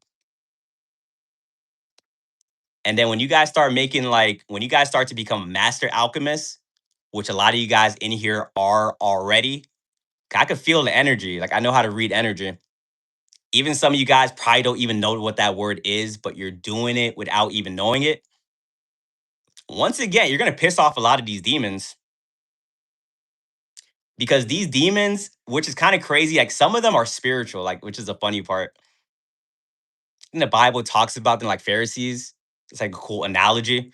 But you will have some people like you'll piss them off so much, they'll go pray to God, like God, can you take care of that person? Like I don't like them. And then God was gonna tell them like, why leave that person alone? But then they're gonna be like, I gotta go take matters into my own hands. They're gonna go attack you. But then when they attack you, you ignore it, you alchemize it, you elevate from said energy. They start getting pissed off because they go to the demons and the demons promises them that they're going to help them take you down. And I don't know why these demons be making false promises. These demons be sacrificing these vessels trying to get to you. These demons be telling these vessels like, yeah, we're gonna take them out, this and that. Come to find out, you're not the one to really play with. So they get promised that like, all right, we're gonna be able to take that person down. Sometimes they team up with other people, they come against you, and now they're waiting to see what the attack what happens. But then you guys, as master alchemists, you guys understand one very important rule. You don't need to get vengeance. You don't need to do anything, to be honest. And that's for everyone in this chat. If you guys take anything away from the stream today, you guys have people, spirits, God fighting your battle for you. So if you just sit back, like anyone that attacks you, you can just literally be like, oh, you don't even know what's about to come. Some of you guys hit a certain rank in the spiritual realm where you find out about this stuff immediately. You hit a certain rank whenever you become like divinely protected. Anytime they do something to you, the information of what happened to that person comes back to you, like in some weird way. Either they will tell you, you'll see it on social media. A lot of people like to put their business on social media. A friend will tell you, a relationship partner. How many of you guys had that happen? Like someone attacked you, you didn't do anything, and next thing you know, like you see like them going through like some BS. Drop ones in the chat. And the scary part and I'll say scary and funny is like we don't even want anything to happen to these people. We just want to be left alone. And we sometimes we be telling these people like you're not the one to play with. But sometimes people have to find out the hard way. So what's gonna happen is they're gonna attack you. It's not gonna have the desired result. They're gonna get their karma. But then you alchemize the energy because sometimes you don't even have to like really do something, like make a video, go make a song. God will alchemize the energy for you. And then God will bless you for making it through one of these attacks. And God will bless you in front of the very people that tried to like take you out. So someone that tried to take you out, they thought you were gonna be like homeless or something, skid row. They thought you were gonna lose your mind, stop doing what you were doing, lose your job. Then they check up on you. And do know that guys, that some people that check up on you, not everyone that checks up on you is a normal person. Sometimes people send witchcraft your way. Sometimes people send a demonic attack your way and they call you just to see if it worked. So they'll call you to see like, hey, did it happen? Da da da, this and that. And then sometimes you just be nonchalant. You just be like, like nothing happened. And then they see you, and then they see that you got elevated from it, but you're not really saying anything. That's gonna piss off a lot of these demons. And that's what comes with being master alchemist, because no matter what someone sends at you, you'll be able to use that to elevate, and God will be able to use your enemies as a footstool. So some people are gonna start understanding that, oh, you know what? I probably shouldn't mess with this person. The smart ones, at least, some of them aren't smart. Some of them will keep attacking you over and over. They'll attack you, they get the karma, you alchemize, you elevate. Then they'll a month later they'll come back. There was like that was a coincidence. They'll attack you, they get the karma, you elevate. Some of them have to go through this cycle over and over. Some of them never learn. And remember, like spiritual warfare is designed to keep you trapped in a reincarnation trap. If someone keeps attacking you, they're gonna reincarnate. And you guys don't even be wanting this to happen to other people, but at a certain point, what can you really do to other people? Their trauma is theirs and theirs only. Some people are so traumatized, they have nothing else. All they have is being able to like attack you and try to traumatize you and like all these different things. But once you understand how energy works, it's like they can really never do anything to you. You can just always use that to elevate. So everyone that's in here right now, if you're getting attacked by somebody, you got to start reframing your thoughts. When I was growing up and I was getting attacked, I used to always just think, why me? I'm unlucky. This is horrible. Now I get happy when I get attacked. That might sound weird, but like when I start getting attacked a lot, I'm like, I'm about to get a blessing. Because if you're getting jumped repeatedly and everyone's just starting to trip out, that means you're about to have a breakthrough. And then if you can reframe your thoughts like that as well, you'll really be pissing off these demons. Because what do you mean we all just jumped you and you're smiling and you don't say anything? So like everyone jumps you and you're just there like smiling, just like this. If I saw something like that, like if I was in a group attacking one person, not saying I even think like that, but I like to put myself in the demon's shoes. If I was with a group and we attacked this one person and they start smiling, I would leave that person alone. I would tell the group, like, I don't think that's the what we want to mess with. But these people, they get very egotistical. So they're like, they be thinking to themselves, like, they don't know what they're doing. We're gonna get this person. And at that point, guys, you can't even feel bad for what they got to go through. Like they got to figure these things out for themselves. And a lot of times, God be sending you on a mission so you can take out these people so they can learn. But a lot of them don't want to learn. Like it's crazy. And that's why you guys have the gifts that you have. That's why you guys are divinely protected. Because no matter how hard life got, no matter what you went through, you're like, I'm gonna figure this out. People don't want to grow. People don't want to deal with their trauma because it's very hard. It's very hard to look themselves in the mirror and be like, I gotta change. And because a lot of people can't do that, they go down a demonic path. You guys can't stay stagnant. Like that just feels weird to you. Like if you guys aren't like learning and evolving, that just feels very weird. Even if you're not reading a book, if even if you're not watching a video, you're always thinking. You're just always thinking. Like, why did that happen to me? What did I do to attract this into my life? How can I be? A lot of people aren't thinking like that. Remember, you guys put everyone on your level. Some people don't even have an inner monologue. So, because a lot of people aren't self reflecting, because we're in that social media generation where a lot of people are chasing dopamine over growth, you would think that a lot of people are doing this, but if they were, this matrix wouldn't even be a thing. If everyone thought like you and everyone was growing and just evolving as a person, yo, this would be a utopia. I'm not even gonna lie to you guys.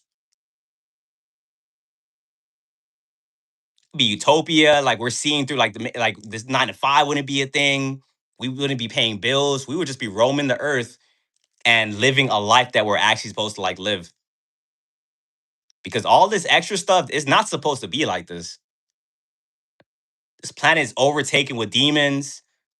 And I know we signed up for this, but we didn't vote for any of these systems. Like we be looking around like who approved any of this stuff? What do you mean I gotta work a 9 to 5, 40 hours a week? Like, do I get to say so? Like, nah, you're just forced to do it. Like, all right.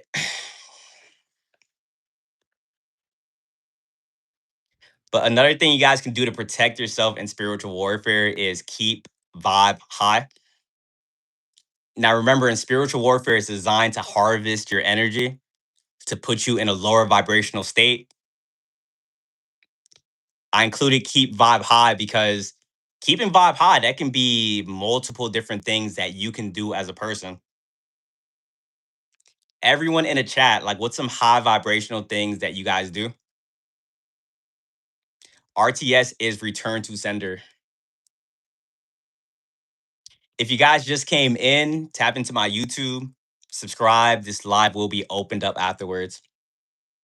But anyone that's trying to keep their vibe high, any of these things that people are putting down here in the chat, just choose one of these and just do it on a day to day basis.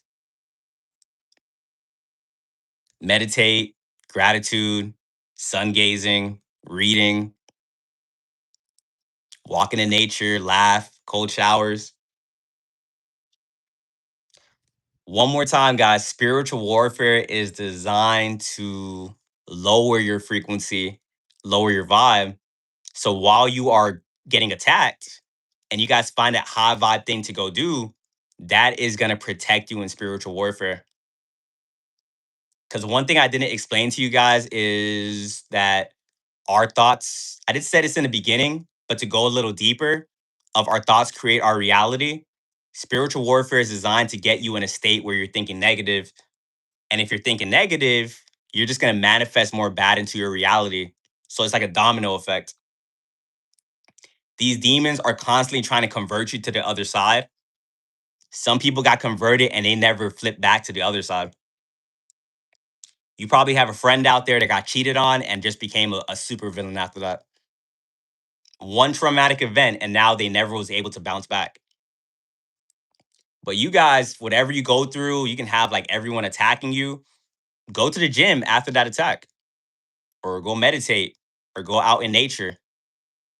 You might get into your feelings during the attack, like, why is this happening to me? Then when you do that high vibrational activity, you're feeling way better afterwards. Rise of a Hero, appreciate it. A lot of people like to dehumanize the chosen ones. People dehumanize people that they put on a pedestal. When you walk this journey and you are a high vibrational individual, a lot of people are going to put you on a pedestal. And I used to think that was a cool thing. Once again, I was very naive. People put me on a pedestal. I'm like, oh, this is amazing. But people that put you on a pedestal, like I said, they'll be fast to drop kick you off of that pedestal because they put like these unhuman, they put these unrealistic expectations on you. And as soon as like you don't come meet those expectations, now they're gonna start attacking you, trying to humble you, start doing humiliation rituals on you. And that's why for a lot of you guys can't really like be in groups because you guys will trigger these groups like very uh you guys would just trigger these peoples in these groups. How many of you guys ever got targeted like in a toxic group? How many of you guys ever had a coven, a cult after you guys?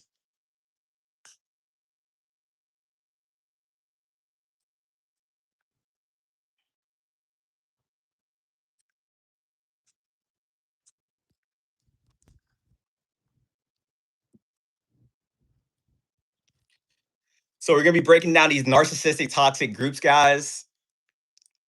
There's a word I want to put on here to explain it, but I'm just gonna explain it by using this term. But who knows what G stalking is? G stalking. You guys know what G stalking is? Drop ones in the chat. If you guys know what the full thing stands for, drop it down in the chat. We're just gonna acknowledge it, and I'm gonna start talking about it. But I gotta talk about it without really saying it because then TikTok gets very weird. And some people are putting it down in chat. Just use context clues.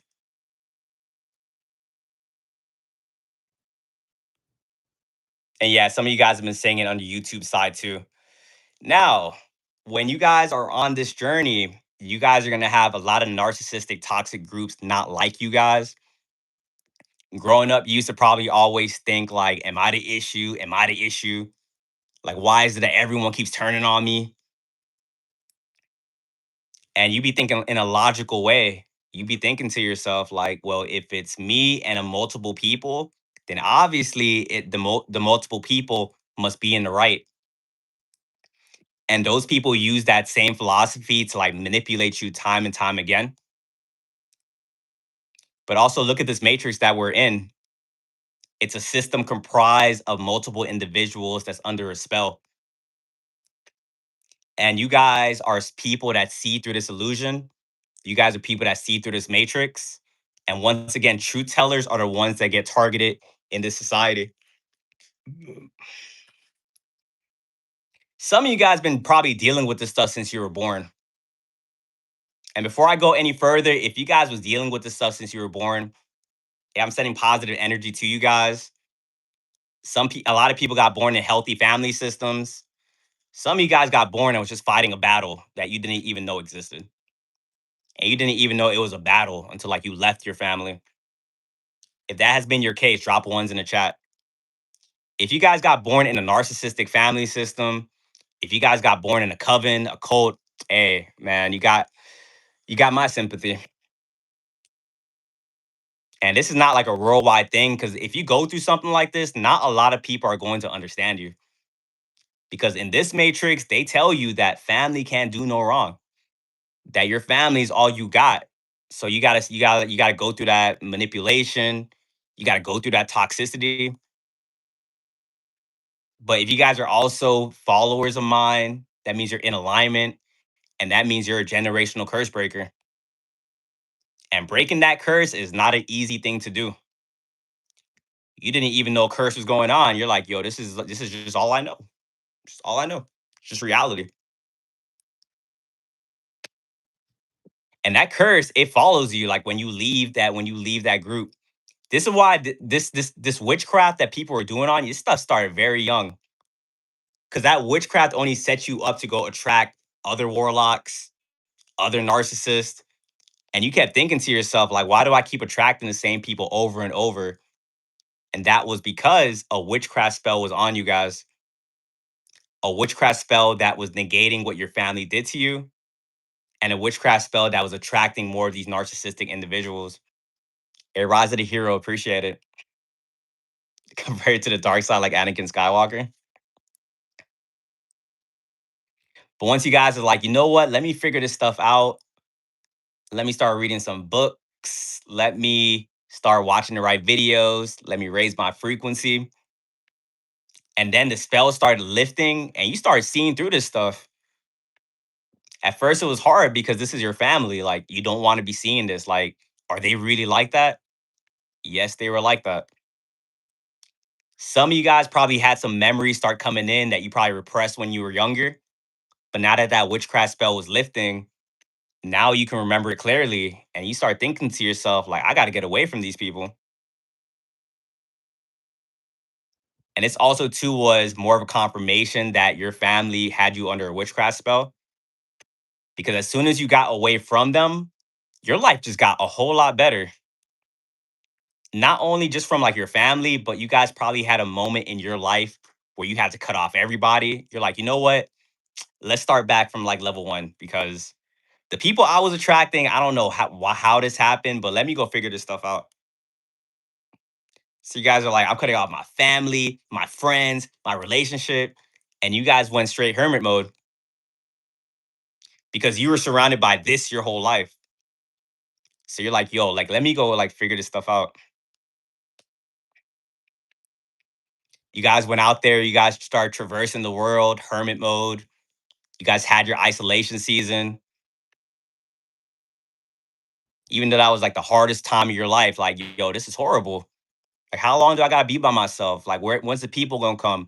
When can I have a normal relationship? Why can't I have a normal family? Why do I gotta suffer?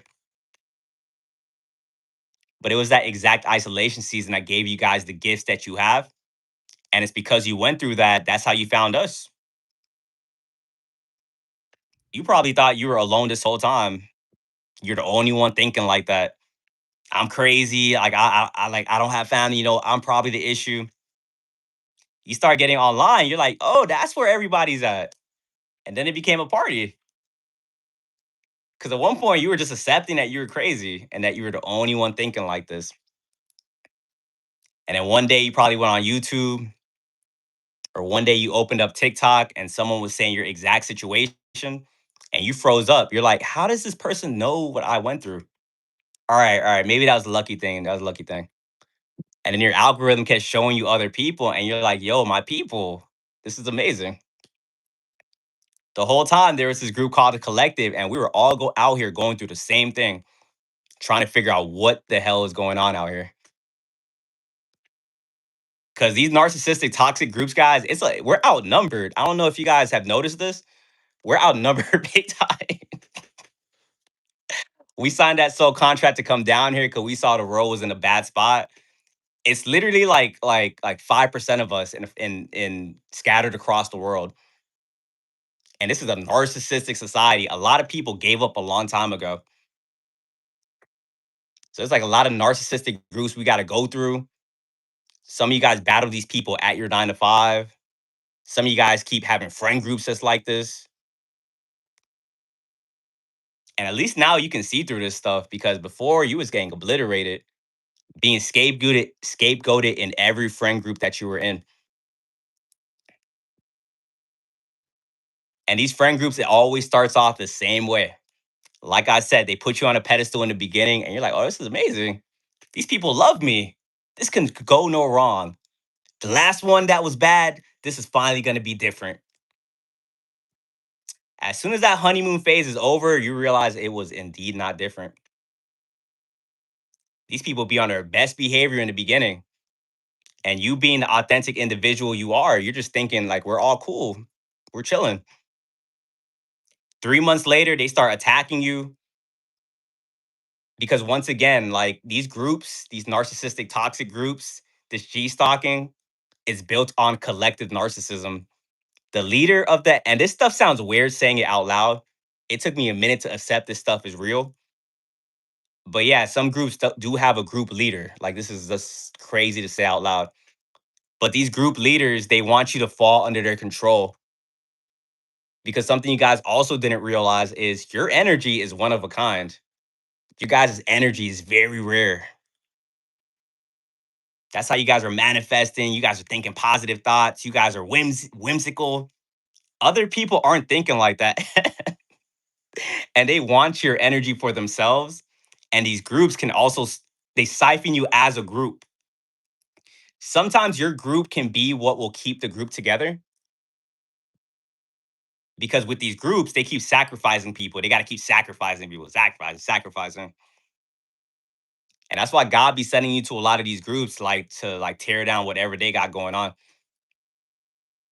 And sometimes you be thinking like, why me? Like, why do I got to do this? You be thinking, like, I just want to chill. I just want to have regular friends. But that's not why you came down here. You signed a soul contract to do exactly that. Because before you got to that group, they were terrorizing the town. Before you got to that group, they probably just made someone cry. They just manipulated, like someone just made them very depressed. And then you had to go up in there, and they found out real fast that you can't be sacrificed. And they tried to get you under that control, and you're looking around like, does anyone not see this? Because everyone else in the group was just making the leader just do whatever they wanted to do, just whatever they wanted to do. And you were looking around like, are we being for real right now? This person is a monster. And once again, because you guys have the spiritual gifts and you are able to see through these things, you become the issue. It starts to become like a hive mind. You see through the leader, you're like, yo, do you not see this? They get activated. They're like, they see it, they see it, get them, get them. And you're like, yo, this is scary. But you didn't know this stuff went that deep. So you kept making like an excuse for this stuff. Like, you kept trying to find like a logical reason why these people are under mind control. They start tripping and turn into a zombie. You're like, oh well, they were friends first. They met like in fifth grade, so that's where that loyalty. Nah, man, that's like witchcraft in real time. A lot of you guys barely made it out of this stuff alive because these groups, they get very egotistical, and they're willing to go very far to take said energy from you. Because sometimes you guys just be thinking to yourselves like, you know what? No hard feelings. You guys are weird, demonic, but it's all good. Keep doing what you're gonna do. I'm not gonna tell anybody. You're good. People like to be weird in peace, guys, and your energy doesn't let people be weird in peace because you hold a mirror up to these people. Remember, these people are running away from themselves. These people don't like their reflection. So even if you do it accidentally, now you got super villains that's like on you. And like you got a cult, a coven that is now hunting you down, all because you said no one time. And now you're like the worst person in the world.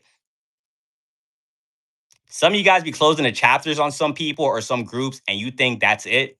You think now it's time to step into your new timeline. You're like, all right, finally got away from that group. We're amazing. I get to kick back and relax. Then you wake up and see the smear campaign. You're like, whoa, what is going on?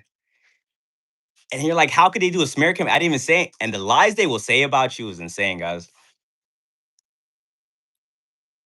I don't even have to like say it myself. Like, you guys have went through this stuff and experienced it. How many of you guys ever been in a smear campaign? Drop ones in the chat. And once again, this stuff been happening to you your whole life. The stuff I'm saying right now sounds like you start experiencing this stuff at like 30 years old. Some of you guys was like 9 or 10 dealing with this stuff, and you're like, what is happening right now? Some of you guys had your own family lie on you. And once again, you be like, if this stuff happens in your family, you think that's normal. That's not normal. Talk to someone that's like in a healthy family system. They're all supporting each other. If any lies being said, like, we're gonna protect them, this and that. Your guys' first enemy was of the household. And they knew you needed them. They knew you needed their support. So they would do a smear campaign right in front of your face. They'll look at you in the eye, like be on the phone, like talking about you to like family members. And once again, you thought that stuff was normal. So you're like, oh, okay. But to let a lot of you guys know, like gossiping is witchcraft. Like that's the manipulation of energy. When people are gossiping about one person with the intention of ruining the reputation of another individual, that's witchcraft.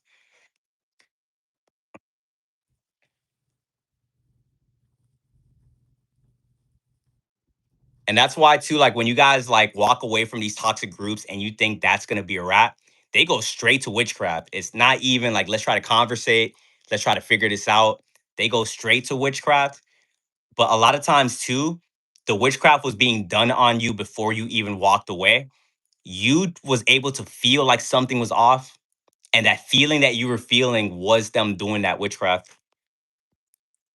Because some of these groups be putting you guys in like group chats, and like that's like a modern day coven.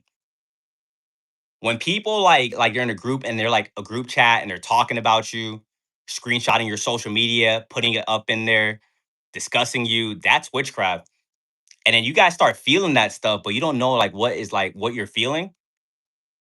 But then sometimes you guys come around these groups, you come around these toxic individuals, and you're able to see beyond the veil, and you're able to know that they were talking about you, but you don't know exactly what was said. And then you don't want to just cut them off. Like you want to like make absolutely sure. And like I said earlier, whatever is done in the dark will eventually come to light. So if any of these like toxic groups are doing things to you like behind the scenes, that stuff, like how God will reveal this stuff, it is always so insane how that truth comes to light. Sometimes you just be chilling around them, and then like one of the members just ends up saying something that lets you piece it all together. And you be thinking, like, did they really just say that? And the thing about these toxic groups, these narcissistic cults, covens, they're not like real friends. Like it's very insane how they kind of think. They all kind of like are around each other for like a condition. And then, for example, like sometimes these groups only come together on the shared hatred energy of you. And once again, like for the new people that's in this chat, you're gonna be hearing this stuff and you're gonna think this sounds crazy. This is gonna sound ridiculous. But a lot of people can validate this stuff in the chat. If you guys ever had people just come together, like just because they hate you and they put their differences aside to try to take you down, drop ones in the chat. Someone said quite flattered. That's basically what it is. And that's how you guys got to kind of like look at these situations as well. If you guys got a bunch of individuals like pressed on you and they really are just stalking you and they really want to take you out, that shows that you guys are doing something well and keep doing it. Some of you guys be like asking me like, how do we stop this? This is horrible. You, I don't want to be the bearer of bad news, but this stuff is never going to stop. You might as well just kind of reframe your thoughts and be like, yo, this, how do I have all these people? This is amazing. That's how I look at it. I be alchemizing the energy. You guys start teaming up on me. I'm doing something right. People don't team up on someone that's not a threat. Like you guys got these people like so like hating you that they're trying to form the Avengers to try to take you down. And then once they try to recruit that group, they'll do the witchcraft. They'll do the witchcraft. Some people are naive and they're like easily manipulated. Some people are going to be part of these groups and you're going to think to yourself like, I never thought like, how did you guys manipulate this person? The thing about smear campaigns, guys, is sometimes the people that's in that smear campaign are people that was like always against you, at least some of them. And you're gonna think to yourself, like, man, I never saw that coming. But if they're in that group and they're so fast to believe said lies about you, they were always talking about you. But now they're comfortable with revealing what they know and that like they're against you, this and that. Because sometimes people aren't like comfortable hating on you like upfront because right now it's not popular to do so. But as soon as something happens with you, and as soon as something comes out about you, a lot of people are gonna hop on the hate train because they were always feeling some type of way about you. And you guys also have to understand that like everyone you give access to isn't on your side. It's very weird, but some people can hate you and just like be around you for like a very long time.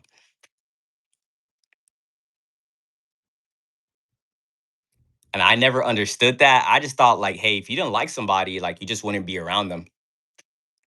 Someone can literally hate your guts and just be like in your energy like every single day. And then as soon as they walk away from you, they start talking about you.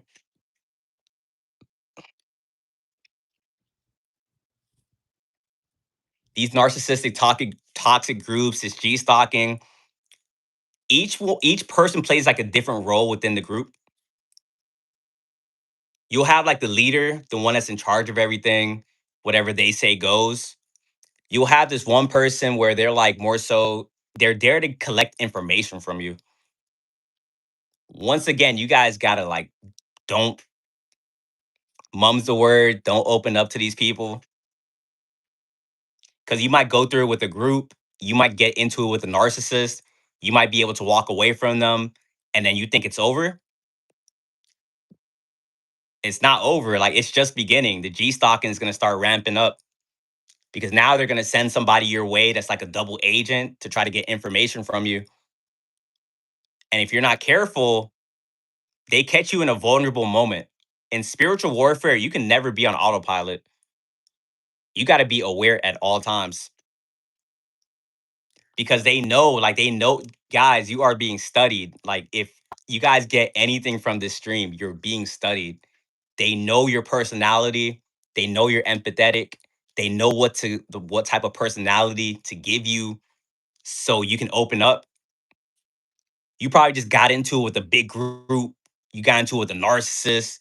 It probably was your family member. Yes, you were able to escape, but you're still feeling some type of way. You're like, yo, that was horrible. Now the toxic group, the G stalking, they're like, all right, how do we get this person now?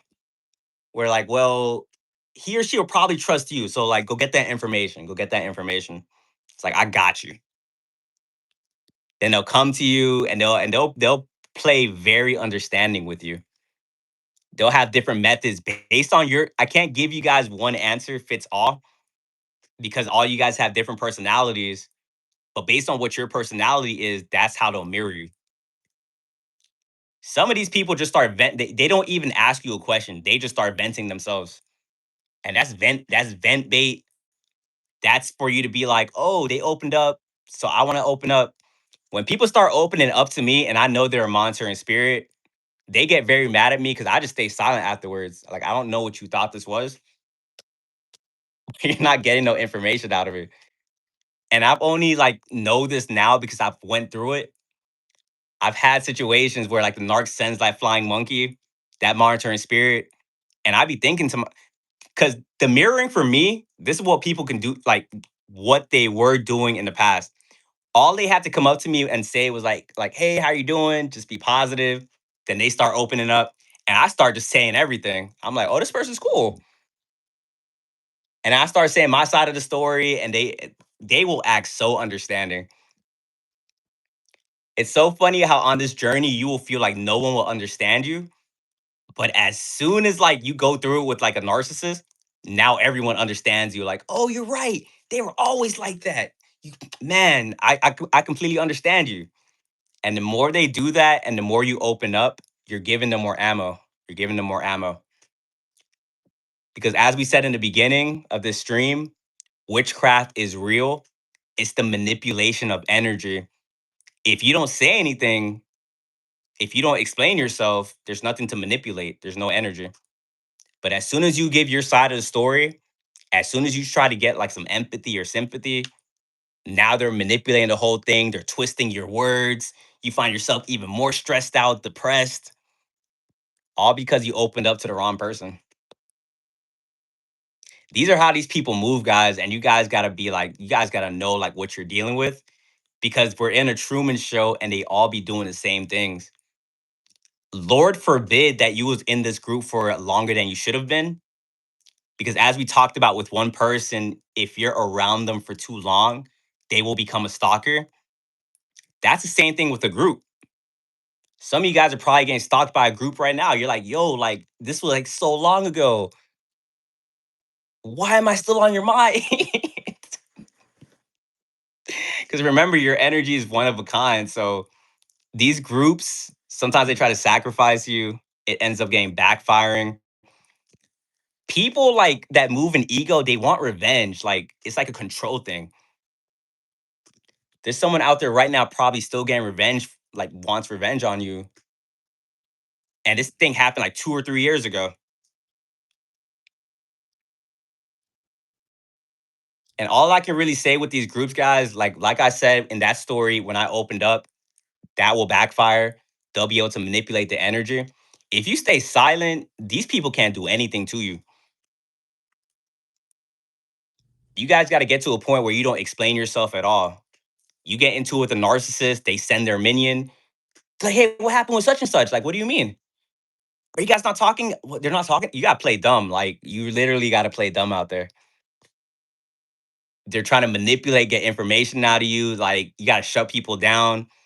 Sometimes you can be straight up. You're like, I don't want to talk about that. Some of us feel very guilty when we set boundaries, and that's why they keep getting us because you guys want to please everybody. But once you start cutting out all that people pleasing stuff and realize we're at war, you won't care to just say no to people. And some of you guys that's advanced, you know exactly what I'm talking about because you started this journey like you were so nice, you was opening up to everybody. Now you're strict. Your program's very strict.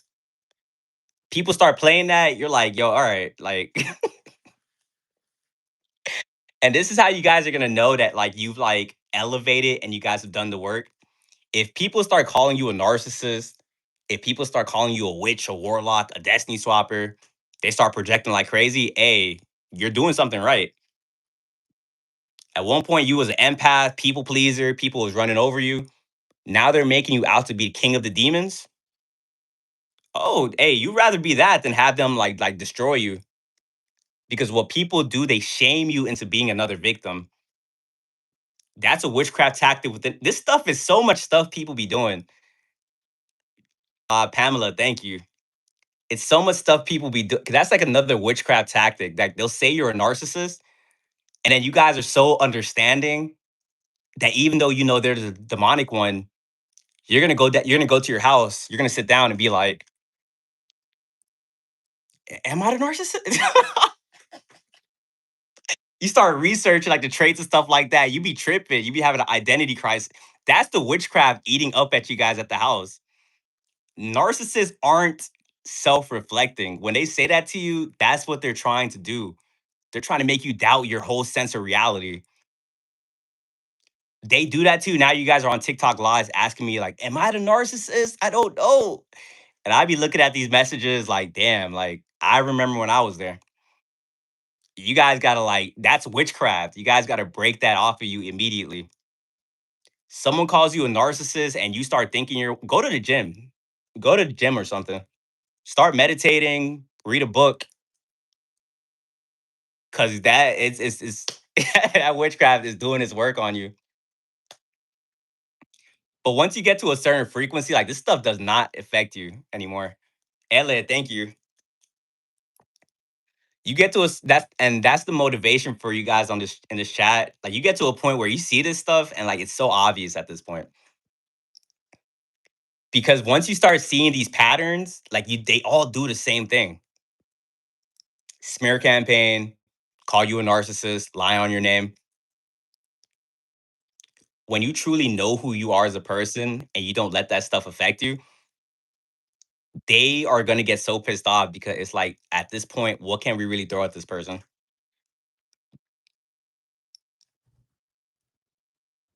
You're a narcissist. All right. All right.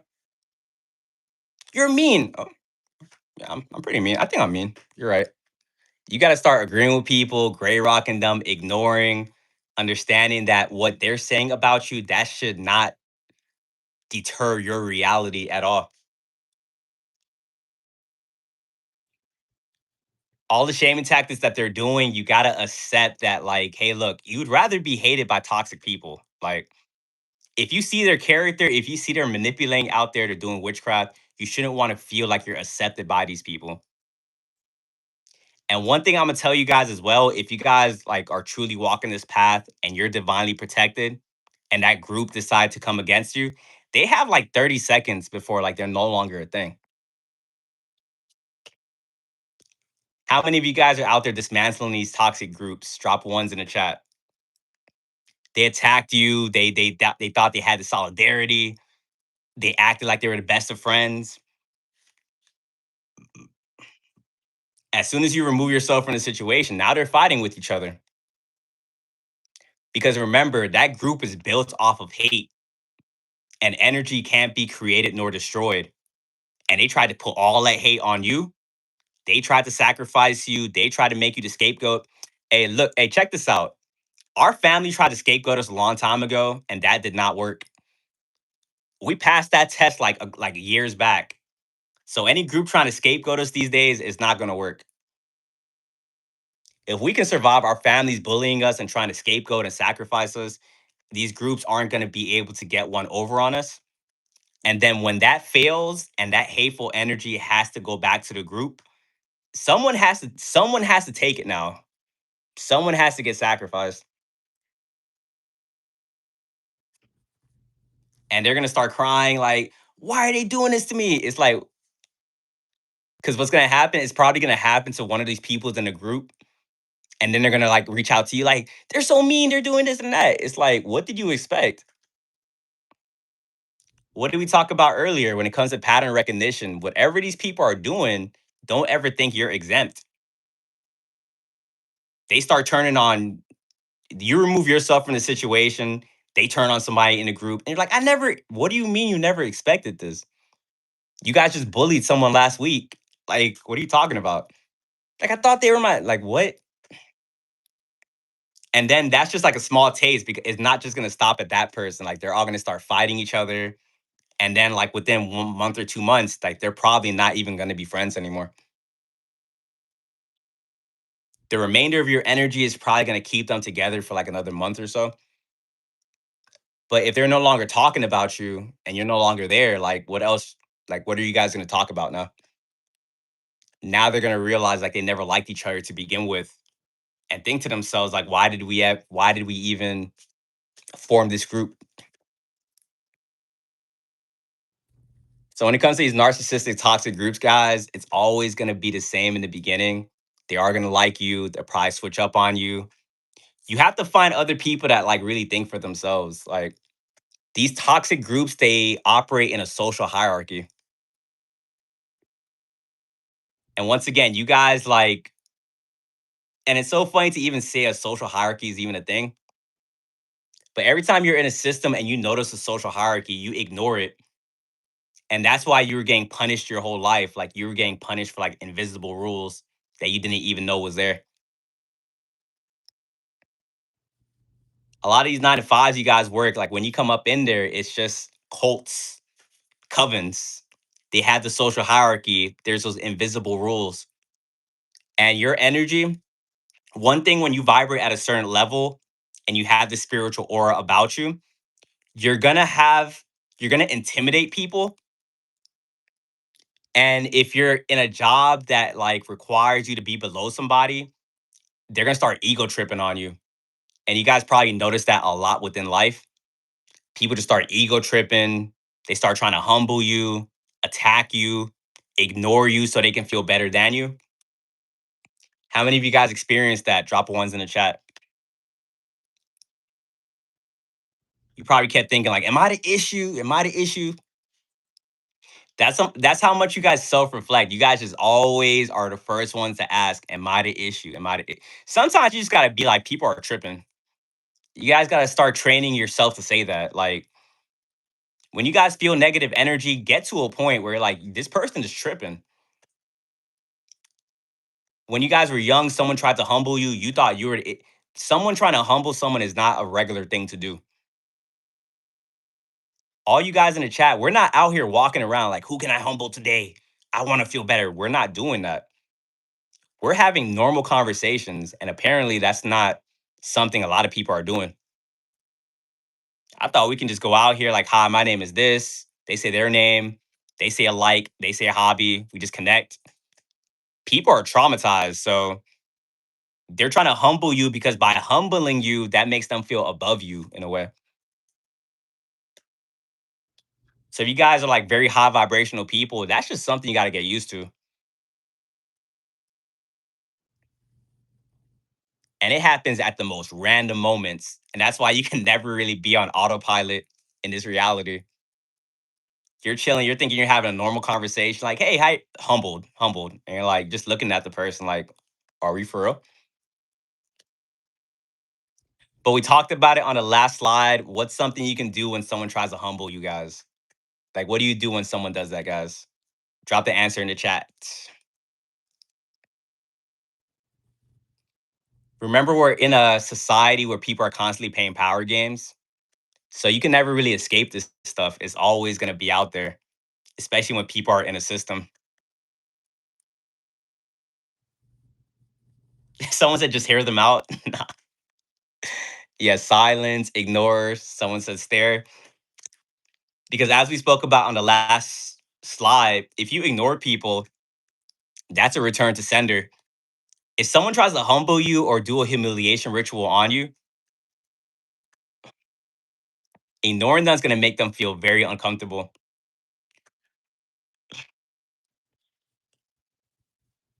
And they're going to feel uncomfortable and they're going to look at you to make them feel better.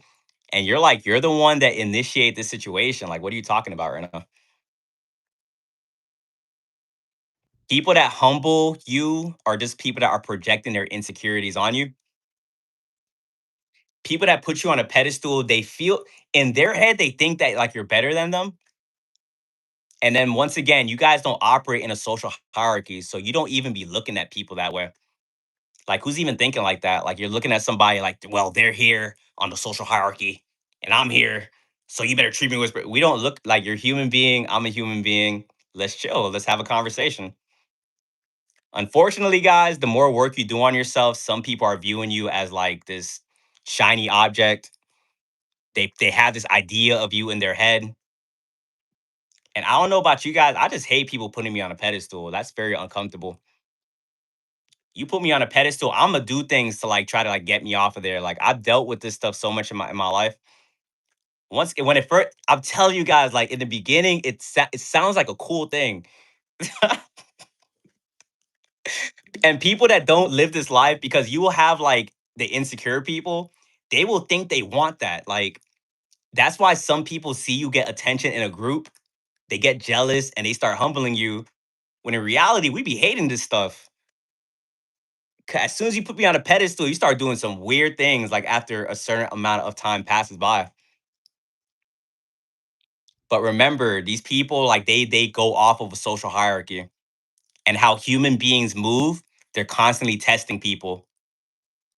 And that's why you guys is if you guys are like on this path and like you're just out there being nice and in their head they had you on top of this social hierarchy and you don't act kind of mean or like standoffish, they're gonna assume that you're below on the totem pole. Rise of a hero, appreciate it. And I'm not saying that out loud. I'm gonna say that's like for everybody. But yeah, they're gonna think you're on the bottom of like the totem pole, and it's gonna be some people that will like come around you, someone that places you on a pedestal in their head.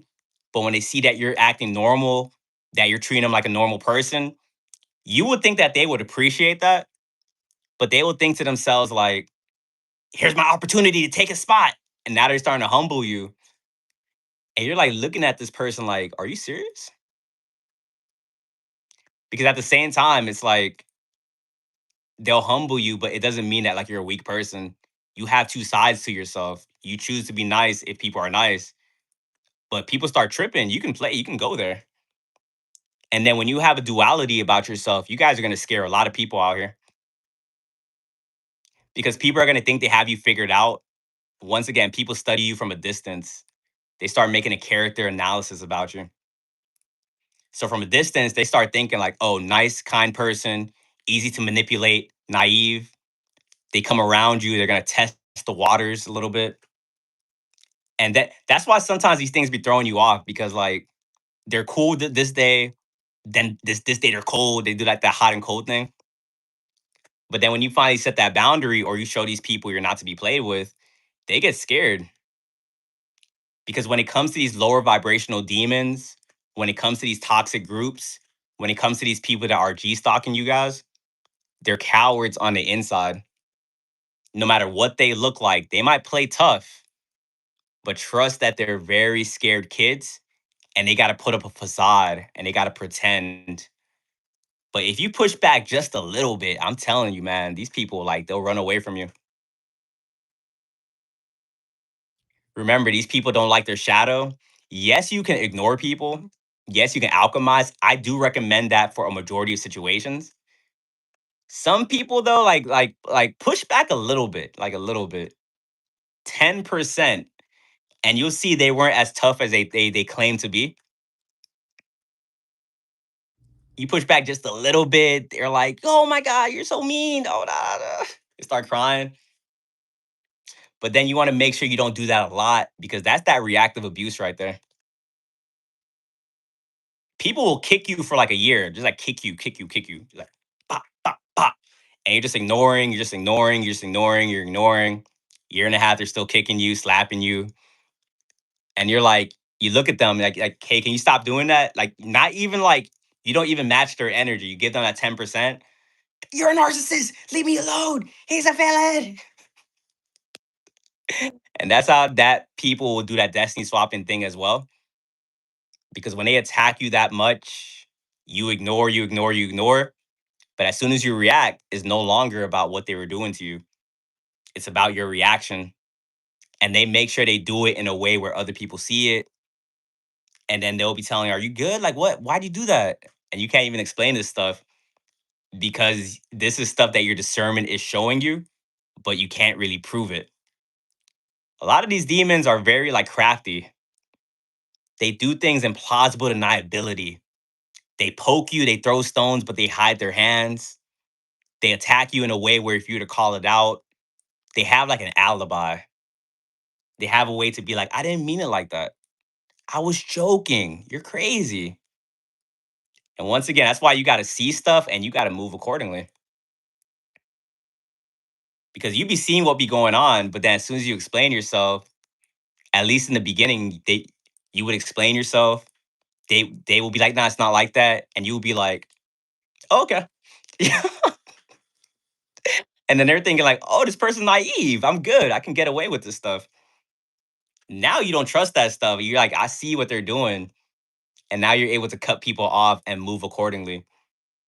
And once again, that's when people are going to get very mad. If it was someone in a toxic group that you walked away from, you're like, I'm not dealing with that. Now they're going to kick and scream because how dare you not allow them to manipulate you?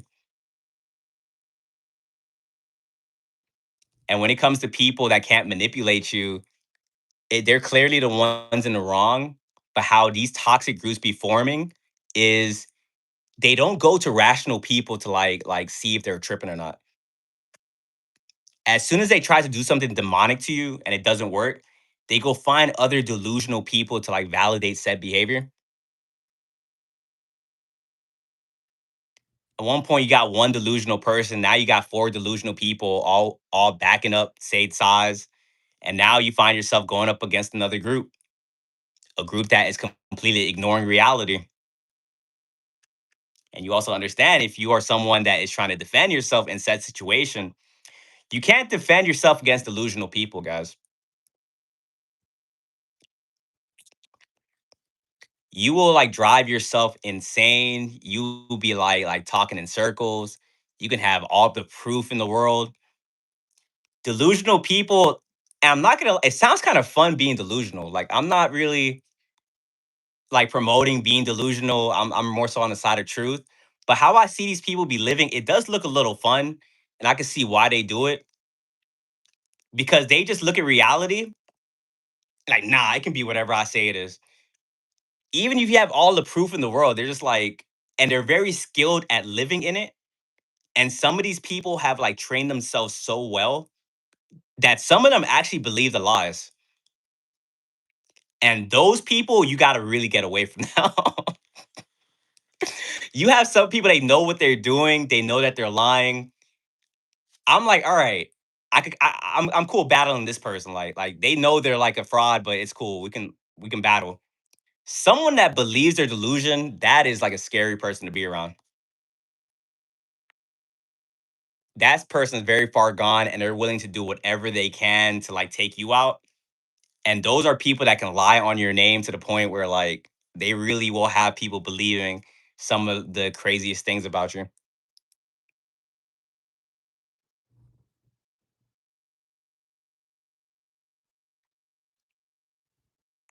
But like I said, guys, when it comes to these toxic groups, don't let them bother you. If you guys are currently going through a smear campaign, that means that you guys have a blessing coming through.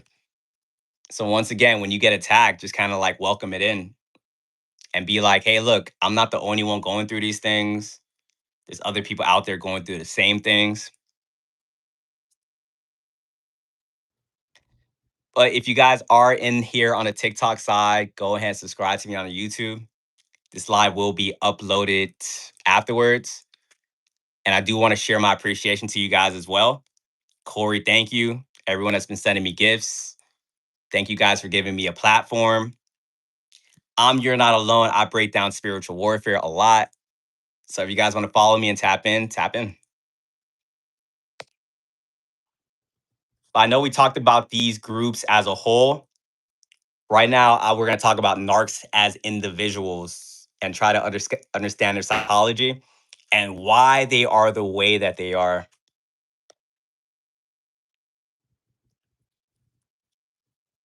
Real fast, guys.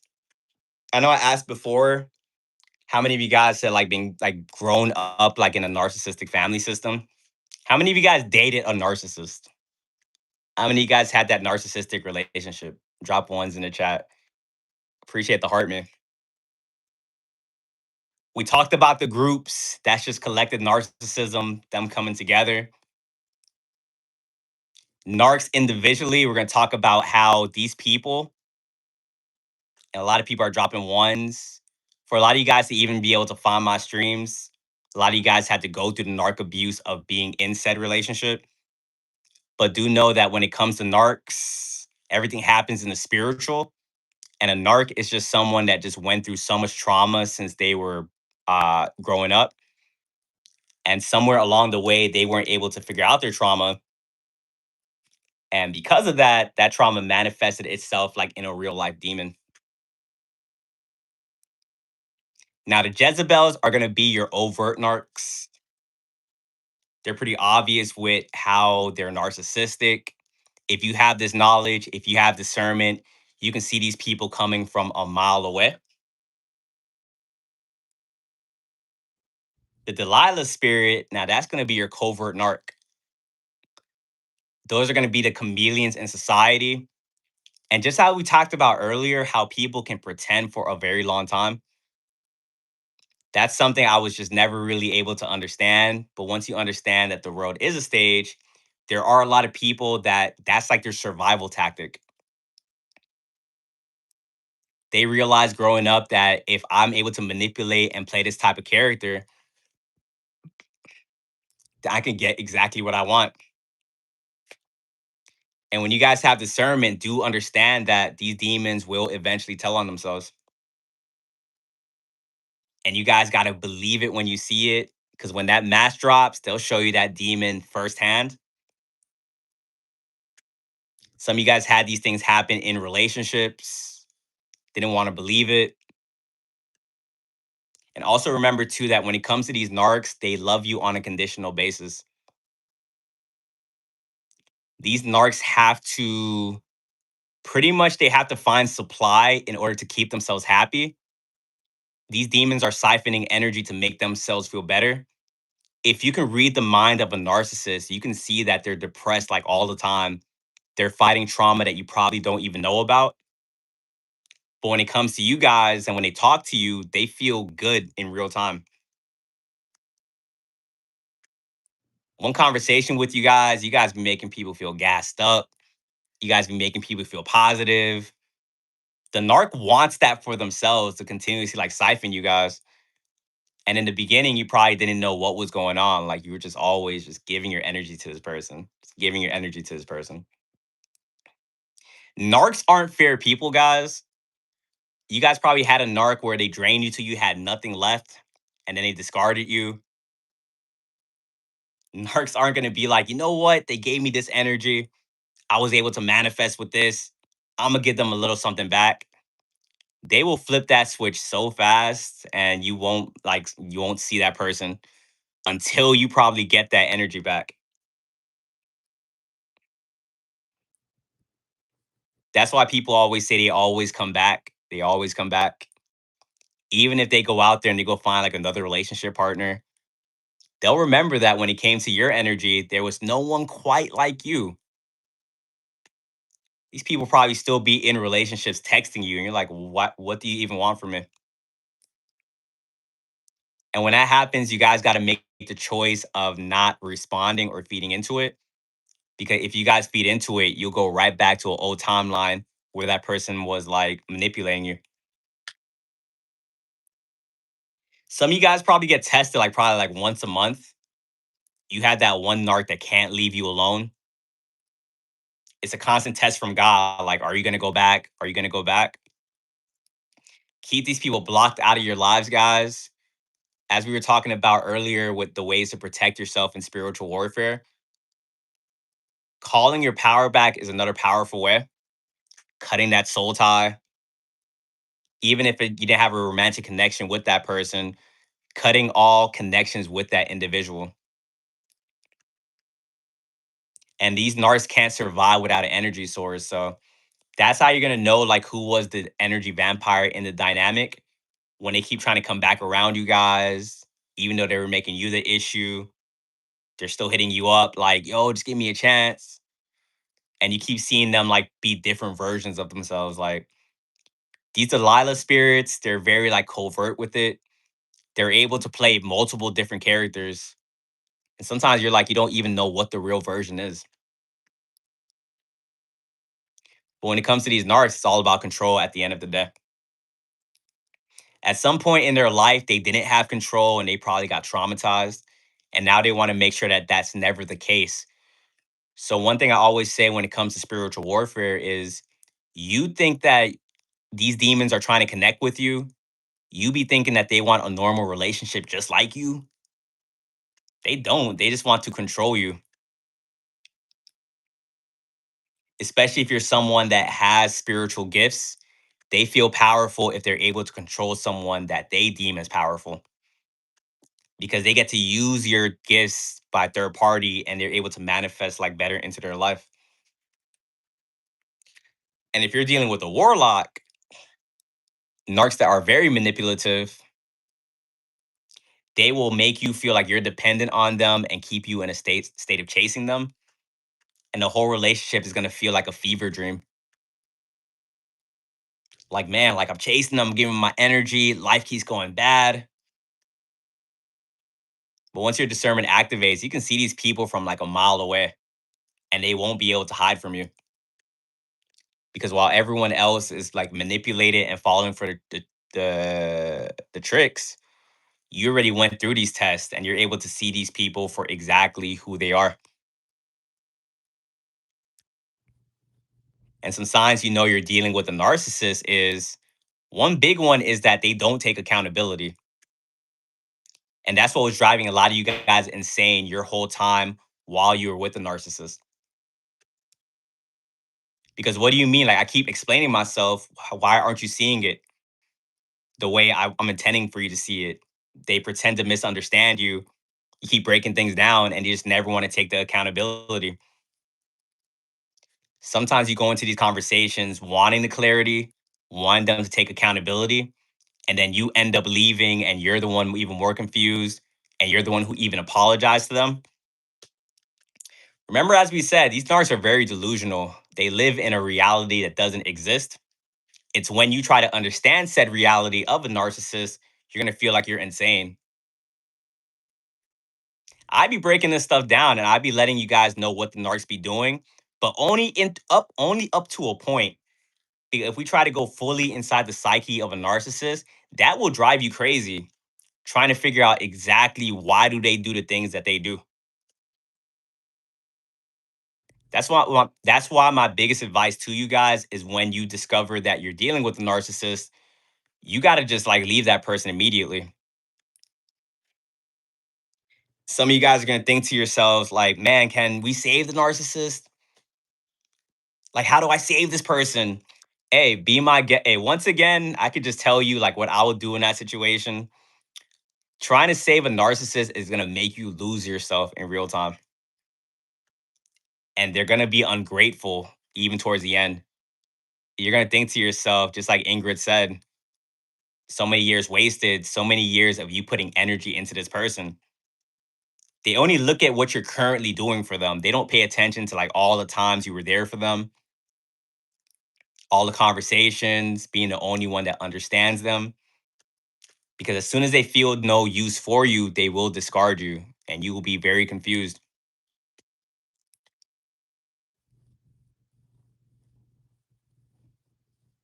And once again, guys, a lot of us, we had these narcissistic relationships because of how we were raised and the families we grew up in.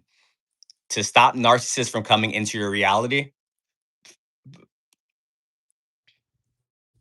all you got to do is heal. You just got to figure these things out, see the patterns. And I'm not saying you're going to get to a point where you're never going to run into another narcissist. But when you fully heal, like when you fully like love yourself, like a narcissist is not going to want to be around you. Narcs like being around people that like don't love themselves at all. And I'm sad to say, if you were with a narcissist, that kind of shows that you didn't love yourself somehow because that narc was treating you in a bad way, but you thought that this felt like home. You thought this felt like love. And you were putting up with a lot of stuff you shouldn't have put up with. At least I know that was the case with me. I think back, I'm embarrassed from some of the stuff I put up with. I'm like, was I blind? Did I not know what was going on? Remember, a lot of us didn't even have a chance because as soon as we were born, they were putting us under a witchcraft spell. And when that witchcraft spell lifts off of you, you'll start thinking back like, damn, like this stuff was obvious from the jump. And having this knowledge, it's going to make it easier to choose a partner in the future. Some of you guys probably think after the narcissist, I'm never going to date again. Like your person is out there. You just got to learn your lessons so you'll be able to meet that person. It's just when you guys are very high vibrational individuals, you guys got to be like tuned in to get your person. Like you can't really date like a normal person. The average person probably already met their love of their life a long time ago, like the first person they ever dated. You got to go through like the some like crazy lessons with people before you find your soulmate. Some of you guys probably had the craziest dating stories in here. Like what? Like these people are literally trying to take you out, and you think to yourself, like, why do I got to keep learning this stuff? Like, because after the narcissist, like once you learn that lesson, the narcissist sends you into a recluse location. You're like, ah, that was horrible, but you know what? I'm not gonna give up on love. I'm gonna figure this stuff out. You start healing. You start climbing yourself back out, and you're like, all right, time to date again. Then you run into an avoidant and you're like, yo, like, I don't even want to do this anymore. Cut the cameras, cut the cameras. Because once again, you guys got to learn so many different lessons to finally find your person. And that means you got to run into succubus, incubus, avoidance, narcs.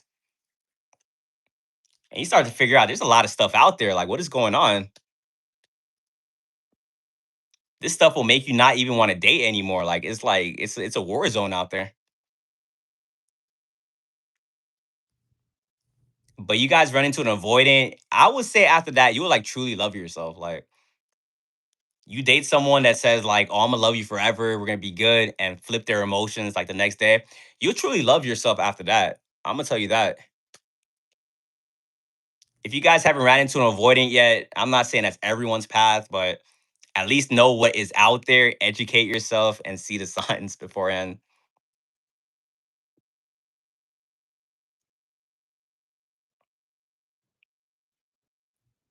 But the goal is to find a healthy partner. And like I said, it's like 5% of people out there. But everyone being in the chat right here is showing that it is possible that these people do exist. Because just like how you guys were thinking, like, oh, are we the only ones out there? Or am I the only one out there? Now you guys are able to come into this community and see that there's indeed other people out there. So if you guys have exited out of the dating game, I'm telling you, it's not going to be like that forever.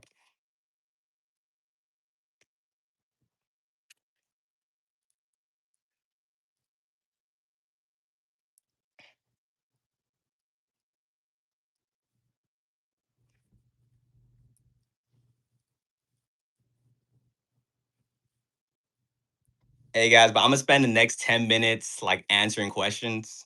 So if you guys like have any questions about anything I spoke of, or just anything in general, we can rock out for a little bit. And if you guys are on my TikTok side, shoot me a follow. I'm gonna start going live every night at like 9 p.m. And subscribe to me on my YouTube, where this live will be uploaded over there.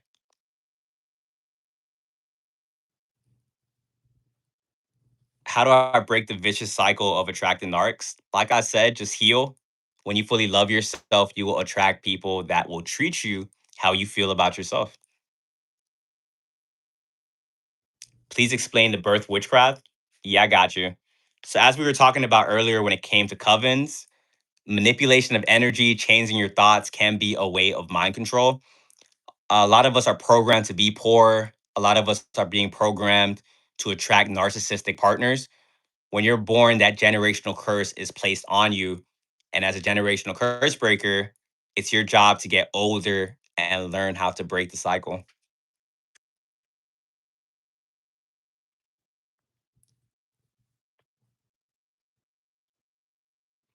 Please explain more of the avoidance type. Yeah, avoidance, there's always like the question like what's worse, a narc or an avoidant? An avoidant seems like a narc. They're really similar, but at the end of the day, an avoidant is just someone that turned off their emotions a long time ago because of all the pain they endured. And if an avoidant is still dating, they're gonna hurt other people because they don't even know what they want. So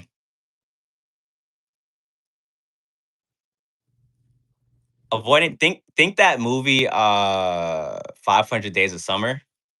The girl in that movie is an avoidant. Jezebel is just an overt narc. So when it comes to narcissism, someone that's upfront with their narcissism is a Jezebel.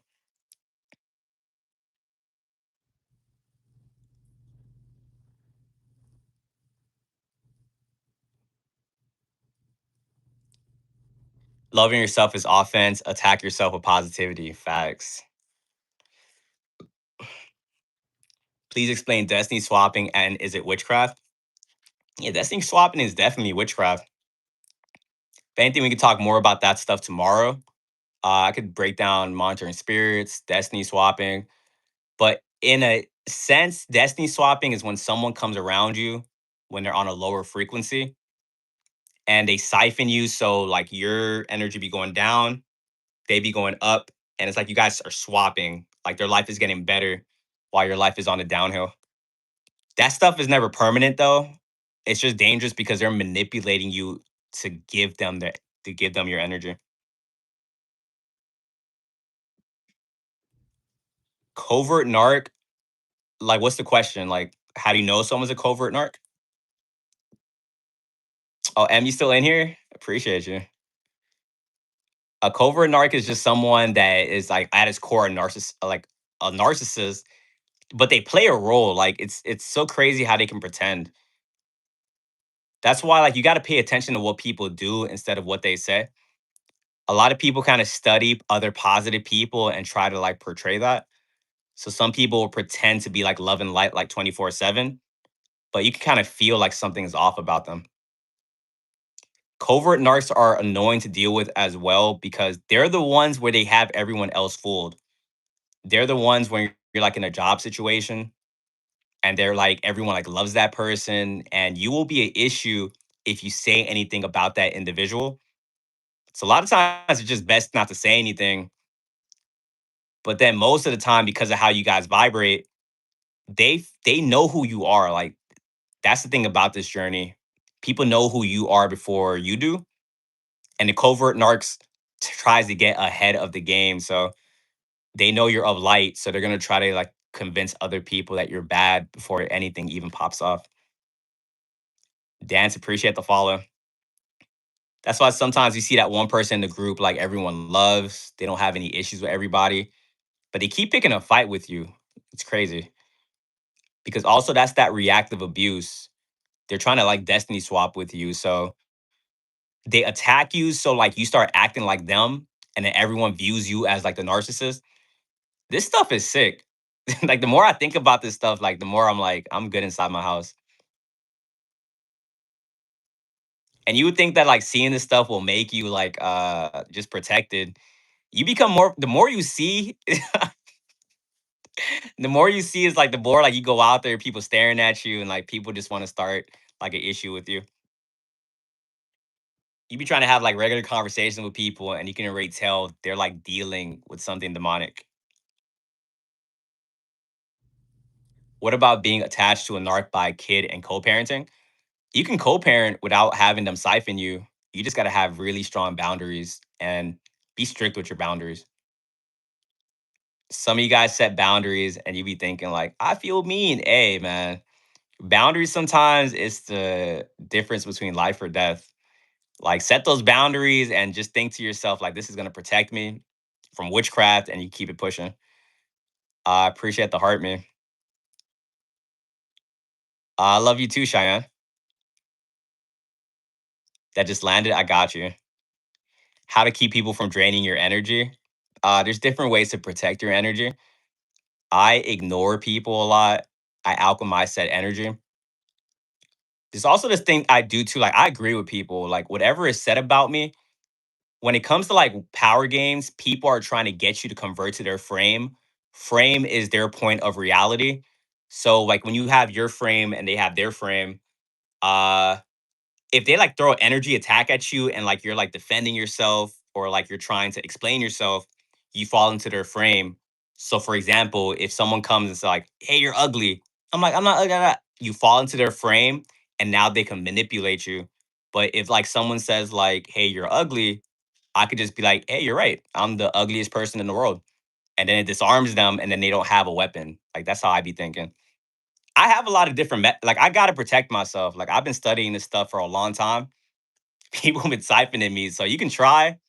I have all these different tactics. I got pressure flips. I got agreeing, ignoring, alchemizing. So you can try. It's gonna be a battle. I'm the ugliest duckling. That's something you could say. You have the right to remain silent.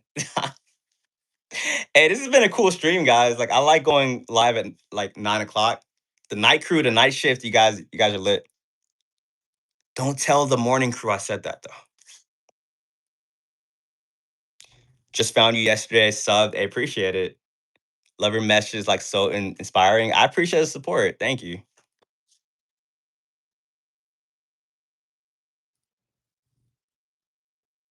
A pressure flip. I'll give an example of that.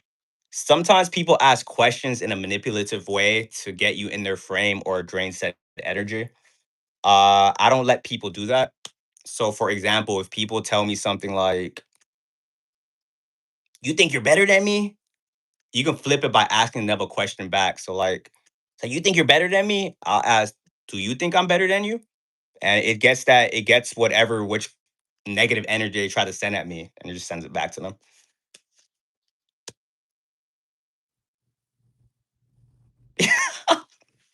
You say yes, hey, you go for it if you want to do that.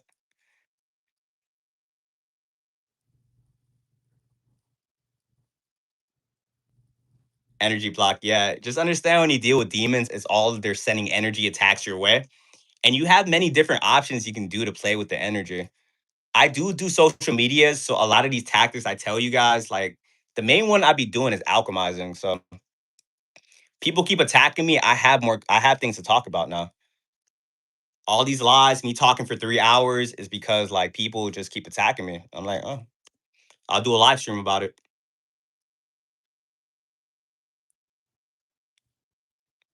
Be a comedian. Is spiritual TikTok, spiritual social media doesn't work out, I'll try to be a comedian. I'll probably find like a way to roast these demons, like do like comedy tours and stuff. What's alchemizing? Taking a negative energy and turning it into a positive.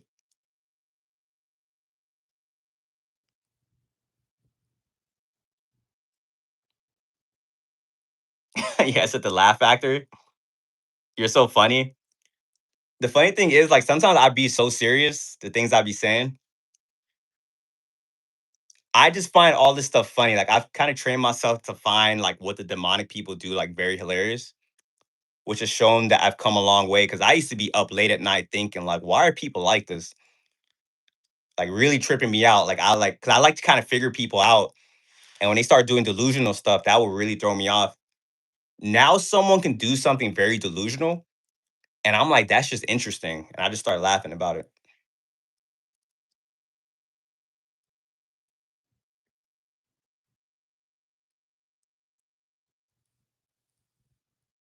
Can you give an example of alchemizing?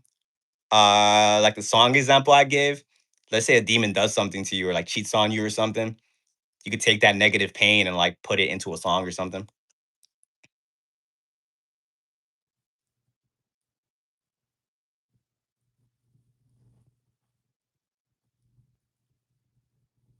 I'd be laughing at these demons too. I think people take too much advantage of empaths. It's the world, it's just human nature in a nutshell. That's why, as empaths, you got to train yourself to not be like a people pleaser or to be someone that is empathetic towards everybody. And it's going to take a little bit of practice, but once you're able to do that, empathy is a beautiful thing. I used to hate being an empath. I'm like, yo, how do I turn this off?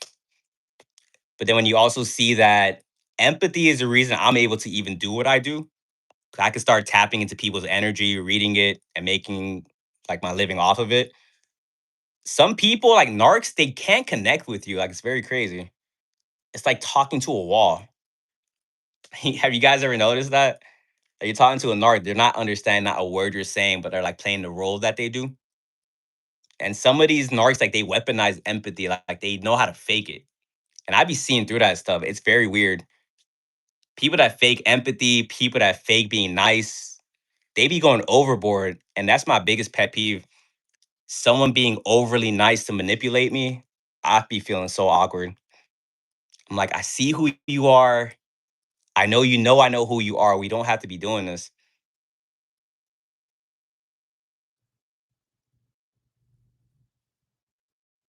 I want to turn off reading others' minds. I used to think like that too. Like I've learned to like ground myself in it though. Like my heart chakra is open. I don't really be judging people. So like I be knowing when people be lying to me. I be knowing when they do something to do this. But I'm really a non-judgmental person. But for some reason, like a lot of people I meet, like in real life, they think I'm judgmental and they think that because I have high standards for myself, like I put that on other people. I literally don't really be caring. What grounding techniques do you do? I go to the gym like almost every day, like 6 days. I journal every day before I go to sleep. I also journal in the morning. I be doing like my dream journaling. Hey, those dreams, I'm telling you guys, those dreams will like literally tell you what you got to do. Meditate, read, and I make videos.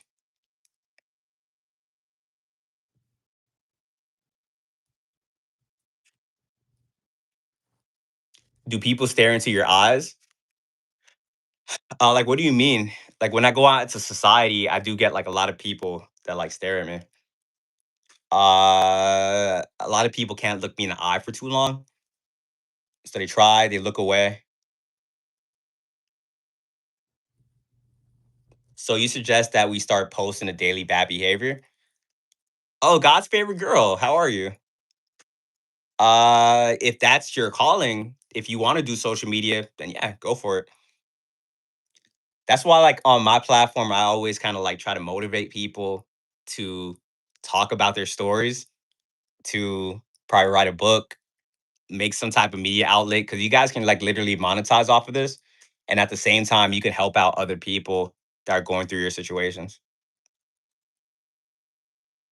How tall am I? I'm like 4'2". I like 4'3" on a good day with like shoes and stuff. You help me out every day. Appreciate the support. If you talk about Zeus. Yeah, I never really tapped into like the Greek mythology.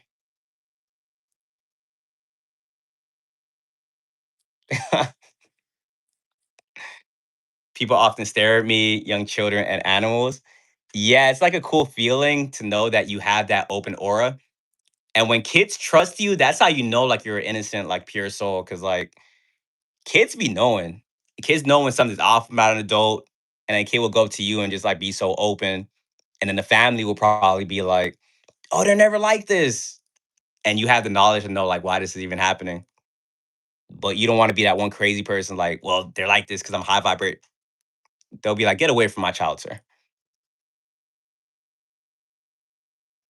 What if you struggle to silence your mind? Meditation. Meditation was a big game changer for me. I used to have like social anxiety. I started meditating like an hour a day. That stuff just fell off of me. And I'd be thinking like, why did I ever care about what others thought about me?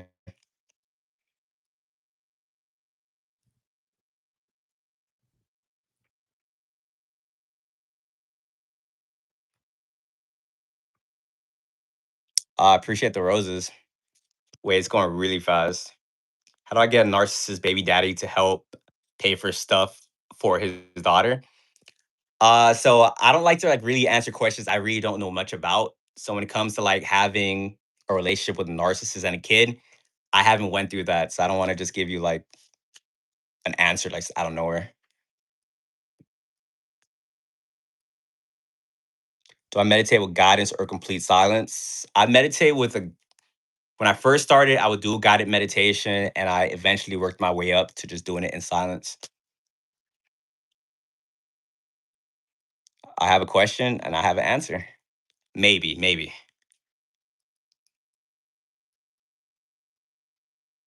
When will the warfare be over? Hey, who wants to break the news to that one person? You're on the ball. Keep growing. Hey, J Money, appreciate you. Thank you. Thank you. That's the cool thing too. If you guys feel like very alone on this journey, one thing that's kind of helped me is I know you guys get a lot from me, but I get a lot from you guys from being able to understand me. So if you want your own community, social media will give you that.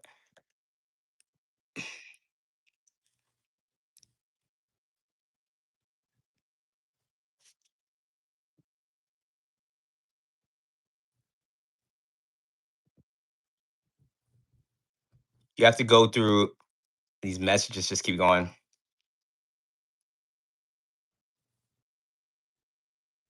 Okay, so the answer for the co-parenting, Lady Sadie said it right there. Documenting their behavior goes a long way. New levels, new devils. Definitely do understand that these demons do all the same thing, but different at the same time, if that makes sense. Like, but at its core, it's basically the same with the smear campaigns and their manipulation tactics. And no matter what they do, like your discernment, even if you don't have a name to like what they're doing, you'll be able to sense like something is off. You hit a frequency when people don't when they don't come genuine, it's just like this off feeling that they put out. Yeah, the spiritual war never ends. I always say they're not smart. They all have the same book, facts. And that's why when we get the narcissist playbook, we just started seeing through all these things that they be doing. And like I said, that was a shocker to me to know my family was doing this on me the whole time. And then when you see through it, like they'll make you the issue. Like, why aren't you allowing us to manipulate you? Like, it's crazy. And some people, they don't even know how to not manipulate. Some people, you can point it out to them. Even if, like, deep down they want to change a little bit, that's kind of just who they are at that point. That's why when it comes to narcs, people ask me, can they change? Everyone can change, but if you let it get so far to the point you became a narcissist, that's going to be very hard for you to change. Like, you're going to have to try to, like, you're going to have like an ego death or something, or like something traumatic's going to have to happen. That's why instead of these people changing, they would rather just stay in their demonic ways and attack you and be delusional because it's way easier than trying to grow as a person. It's like you keep meeting the same person in different bodies. Facts.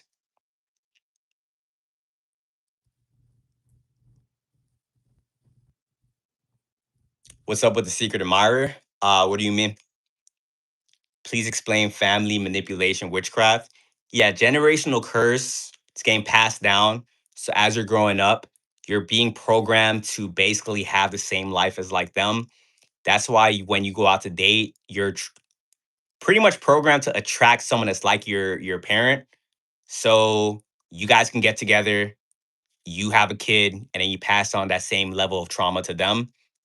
So it's very hard to break out of it because also too when you start trying to break out of this stuff, you become the enemy of the family. You can have a narcissistic family. If you're that one individual that's trying to figure things out and break the curse, the family's going to look at you like you're like the biggest enemy in the world. And that's for a lot of you guys, it's easier to disconnect from them, get away from that environment because it's that same environment that is keeping you stagnant. Appreciate the heart, man. It's a vicious cycle, exactly. And reprogramming your brain, it's easy, but it's difficult at the same time in the way of like you got to be aware that it's not going to be a permanent fix. Like if you're aware and you're working on yourself, it's like 5 steps forward, 10 steps back. There's going to be days you get frustrated, thinking to yourself, are you ever going to figure this stuff out?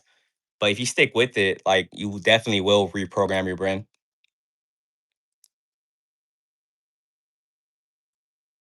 We're all natural exorcists. It sucks. It definitely does. Like, how did you guys feel when you first start tapping into that knowledge of knowing that you pull people's demons to the forefront? Seeing someone get possessed like in real time, it's a trippy thing to see because they don't even know why they're doing it. And you can't even explain it because if you do, they'll get even more mad. Felt crazy. And you probably thought you were crazy.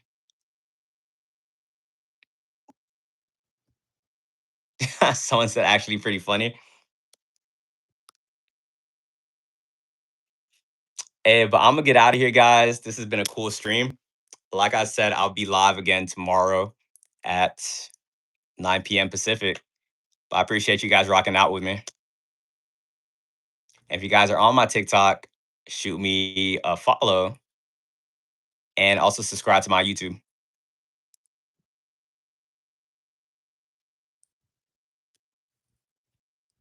Oh, there, never ending. Facts.